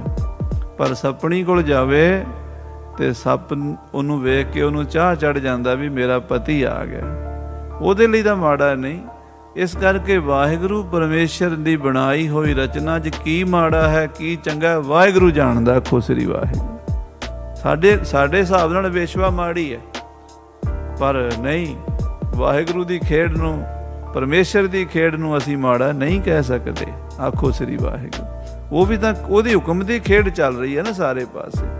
ਬੁਰਾ ਭਲਾ ਸੰਸਾਰ ਉਹਨੇ ਦੋ ਤਰ੍ਹਾਂ ਦਾ ਬਣਾਇਆ। ਭਲਾਈ ਦੀ ਪਛਾਣ ਬੁਰਾਈ ਨਾਲ ਹੀ ਹੁੰਦੀ ਹੈ। ਸੂਰਜ ਦਾ ਪ੍ਰਕਾਸ਼ ਹੁੰਦਾ, ਸਾਰੇ ਮੱਥਾ ਟੇਕਦੇ, ਚੜ੍ਹਦੇ ਸੂਰਜ ਨੂੰ ਸਲਾਮਾਂ ਤਾਂ ਕਰਦੇ ਆ ਜੇ ਹਨੇਰਾ ਹੁੰਦਾ ਤਾਂ। ਜੇ ਹਨੇਰਾ ਨਾ ਹੋਵੇ ਤੇ ਸੂਰਜ ਦੀ ਰੋਸ਼ਨੀ ਨੂੰ ਕੋਈ ਸਲਾਮ ਨਾ ਕਰੇ। ਭਲਾਈ ਦੀ ਚੰਗਿਆਈ ਦੀ ਉਸਤਤ ਹੁੰਦੀ ਹੈ। ਇੱਕ ਸੁਹਾਗਣ ਧਰਮ ਦੇ ਵਿੱਚ ਪੱਕੀ ਰਹਿਣ ਵਾਲੀ, ਆਪਣੇ ਪਤੀ ਨਾਲ ਪਿਆਰ ਕਰਨੀ ਵਾਲੀ ਪਤੀ ਵਰਤਾ ਦੀ ਇੱਜ਼ਤ ਤਾਂ ਹੁੰਦੀ ਹੈ ਜੇ ਇਸ ਦੁਨੀਆ ਤੇ ਦੁਹਾਗਣਾ, ਵਿਭਚਾਰਨਾ, ਵੇਸ਼ਵਾਵਾਂ ਵੀ ਹੁੰਦੀਆਂ ਨੇ। ਆਖੋ ਸ੍ਰੀ ਵਾਹਿਗੁਰੂ। ਤੇ ਮਹਾਰਾਜ ਨੇ ਬਾਣੀ 'ਚ ਲਿਖਤਾ, ਕਬੀਰ ਨਿਰਪ ਨਾਰੀ ਕਿਉਂ ਨਿੰਦੀ ਹੈ, ਕਿਉਂ ਹਰ ਚੇਰੀ ਕੋ ਮਾਨ, ਉਹ ਮਾਂਗ ਸਵਾਰੇ ਬਿਖੇ ਕੋ ਉਹ ਸਿਮਰੇ ਹਰ ਨਾ। ਫਰਕ ਹੈ ਨਾ। ਦਸਮ ਪਾਤਸ਼ਾਹ ਦੀ ਬਾਣੀ ਵਿੱਚ ਵੀ ਜਿਹੜੇ ਚਰਿੱਤਰ ਲਿਖੇ ਸਤਿਗੁਰਾਂ ਨੇ, ਉਹਨਾਂ ਦੇ ਵਿੱਚ ਮਾਂਗ ਸਵਾਰਨ ਵਾਲੀਆਂ ਦਾ ਵੀ ਜ਼ਿਕਰ ਕੀਤਾ, ਜਿਹੜੇ ਵਿਖੇ ਵਿਸ਼ੇ ਪਈਆਂ ਨੇ, ਤੇ ਜਿਹੜੀਆਂ ਨਾਮ ਜਪਣ ਵਾਲੀਆਂ ਉਹਦਾ ਜ਼ਿਕਰ ਵੀ ਕੀਤਾ। ਅਸੀਂ ਦੋ ਇੱਕ ਪੰਕਤੀਆਂ ਪੜ੍ਹ ਲੈਂਦੇ ਹਾਂ ਵਿੱਚੋਂ, ਤੇ ਸਾਰਾ ਜੀ ਦਸਮ ਪਾਤਸ਼ਾਹ ਦੀ ਬਾਣੀ ਕੰਡੈਮ ਕਰ ਦਿਓ। ਉਹ ਸਮਝਦੇ ਤਾਂ ਹੈ ਨਹੀਂ ਵੀ ਉਹ ਗੱਲਾਂ ਕਿਹੜੇ ਕਨਸੈਪਟ 'ਚ ਕਹੀਆਂ ਨੇ। ਪੂਰਾ ਗ੍ਰੰਥ ਦੇਖਣਾ, ਪੜ੍ਹਨਾ। ਸਾਧ ਸੰਗਤ ਜੀ, ਜੇ ਸ੍ਰੀ ਦਸਮ ਗ੍ਰੰਥ ਸਾਹਿਬ ਤੇ ਗੁਰੂ ਗ੍ਰੰਥ ਸਾਹਿਬ ਸਹੀ ਮਾਇਨਿਆਂ 'ਚ ਪੜ੍ਹਨਾ ਹੋਵੇ ਨਾ, ਸਹੀ ਮਾਇਨਿਆਂ 'ਚ ਪੜ੍ਹਨਾ ਹੋਵੇ ਤਾਂ 25-30 ਸਾਲ ਪਹਿਲਾਂ ਪੜ੍ਹਨਾ ਪੈਂਦਾ, ਹੋਰ ਬੜਾ ਕੁਛ। ਫਿਰ ਉਹ ਲੈਵਲ ਬਣਦਾ ਪੜ੍ਹਨ ਵਾਲਾ। ਜੇ ਕੋਈ ਕਹੇ ਵੀ ਪਹਿਲੇ ਦਿਨ ਹੀ ਮੈਂ ਪੜ੍ਹ ਲਾਂਗਾ, ਇੱਕ ਦੋ ਪੰਕਤੀਆਂ ਪੜ੍ਹ ਕੇ ਅਰਥ ਦਾ ਅਨਰਥ ਕਰ ਦੇਗਾ, ਉਹ ਪੂਰੇ ਸਿਧਾਂਤ ਨੂੰ ਨਹੀਂ ਸਮਝ ਸਕਦਾ। ਇਸ ਤਰ੍ਹਾਂ ਦੇ ਬਚਨ ਹਨ। ਇਹ ਗੱਲਾਂ ਸਮਾਜ ਵਿੱਚ ਬੜੇ ਠਰਮੇ ਨਾਲ, ਧੀਰਜ ਨਾਲ, ਹੌਲੇ ਬਹਿ ਕੇ ਸਮਝਣ ਵਾਲੀਆਂ ਹਨ ਵੀ ਕਿਹੜੀ ਚੀਜ਼ ਦਾ ਨੁਕਸਾਨ ਹੈ, ਕਿਹੜੀ ਚੀਜ਼ ਦਾ ਫਾਇਦਾ ਹੈ। ਜਿਹੜੀ ਚੀਜ਼ ਦਾ ਫਾਇਦਾ ਉਹਦਾ ਵੀ ਨੁਕਸਾਨ ਹੁੰਦਾ। ਮਿੱਠਾ ਬੜੀ ਚੰਗੀ ਚੀਜ਼ ਹੈ, ਪਰ ਜ਼ਿਆਦਾ ਖਾ ਲਓ ਸ਼ੂਗਰ ਹੋ ਜਾਂਦਾ। ਤੇ ਸਾਧ ਸੰਗਤ ਜੀ, ਜ਼ਹਿਰ ਕਿਸੇ ਚੰਗੇ ਹਕੀਮ ਦੇ ਹੱਥ ਆ ਜਾਏ ਦਵਾਈ ਬਣਾ ਦਿੰਦਾ। ਆ ਬੜੀਆਂ ਬੜੀਆਂ ਖਤਰਨਾਕ ਬਿਮਾਰੀਆਂ ਦੀ ਦਵਾਈਆਂ ਜ਼ਹਿਰ ਤੋਂ ਬਣਦੀਆਂ ਨੇ। ਉਹ ਜ਼ਹਿਰ ਉਸ ਜ਼ਹਿਰ ਨੂੰ ਮਾਰ ਦਿੰਦਾ ਹੈ, ਦਵਾਈ ਬਣ ਗਈ। ਤੇ ਜੇ ਜ਼ਹਿਰ ਸਿੱਧਾ ਖਾ ਲਓ ਤੇ ਫਿਰ ਉਂਝ ਪਾਰ ਬੋਲਦਾ ਬੰਦਾ। ਇਹ ਚੀਜ਼ਾਂ ਸਾਰੀਆਂ ਸਾਨੂੰ ਬਜ਼ੁਰਗਾਂ ਨੇ, ਗੁਰੂਆਂ ਨੇ, ਸੰਤਾਂ ਨੇ, ਰਿਸ਼ੀਆਂ ਨੇ, ਮੁਨੀਆਂ ਨੇ, ਅਵਤਾਰਾਂ ਨੇ, ਭਗਤਾਂ ਨੇ ਸਮਝਾਈਆਂ। ਉਹਨਾਂ ਨੇ ਆਪਣੇ ਨੋਟਿਸ ਗ੍ਰੰਥਾਂ 'ਚ ਲਿਖ ਦਿੱਤੇ ਵੀ ਅਗਲਾ ਸਮਾਜ ਵੀ ਕੁਝ ਇਸ ਤੋਂ ਸਿੱਖ ਲਵੇ। ਪਰ ਅੱਜ ਸਿੱਖਣ ਵਾਲਾ ਖਾਨਾ ਖਾਲੀ ਹੈ ਤੇ ਸਭ ਰੌਲਾ ਹੀ ਪਾਉਣ ਵਾਲੇ ਹਨ। ਇਸ ਕਰਕੇ ਸੰਸਾਰ ਦਾ ਅੰਤ ਨੇੜੇ ਆ ਰਿਹਾ ਹੈ। ਕਈ ਵਾਰੀ ਇੱਦਾਂ ਲੱਗਦਾ ਵੀ ਸਮਾਜ ਆਪਣੀ ਤਬਾਹੀ ਵੱਲ ਜਾ ਰਿਹਾ, ਬਰਬਾਦੀ ਵੱਲ ਜਾ ਰਿਹਾ। ਜਿੱਧਰ ਅਸੀਂ ਤੁਰ ਪਏ ਹਾਂ ਨਾ, ਇਹ ਸਾਧ ਸੰਗਤ ਜੀ ਚੰਗਾ ਰਸਤਾ ਨਹੀਂ ਹੈ। ਅੱਗੇ ਕੀ ਹੋਵੇਗਾ ਉਹ ਵਾਹਿਗੁਰੂ ਜਾਣਦਾ। ਸੱਚੇ ਪਾਤਸ਼ਾਹ ਕਿਰਪਾ ਕਰਨ। ਉਹਨਾਂ ਵੇਸ਼ਵਾਵਾਂ ਨੂੰ ਔਰੰਗਜ਼ੇਬ ਨੇ ਫਿਰ ਛੱਡਿਆ ਸੀ। ਅੱਗੇ ਆਪਾਂ ਉਹਨਾਂ ਬੇਨਵੇਂ ਫਕੀਰਾਂ ਦੀ, ਜਿਹੜੇ ਸੂਫੀ ਸੰਤ ਹੁੰਦੇ ਆ, ਉਹਨਾਂ ਦੀ ਕਥਾ ਸੁਣਾਂਗੇ। ਸਮੇਂ ਦੇ ਲਿਹਾਜ਼ ਨਾਲ ਸਮਾਪਤੀ ਹੈ। ਹੇ ਗੋਬਿੰਦ, ਹੇ ਗੋਪਾਲ।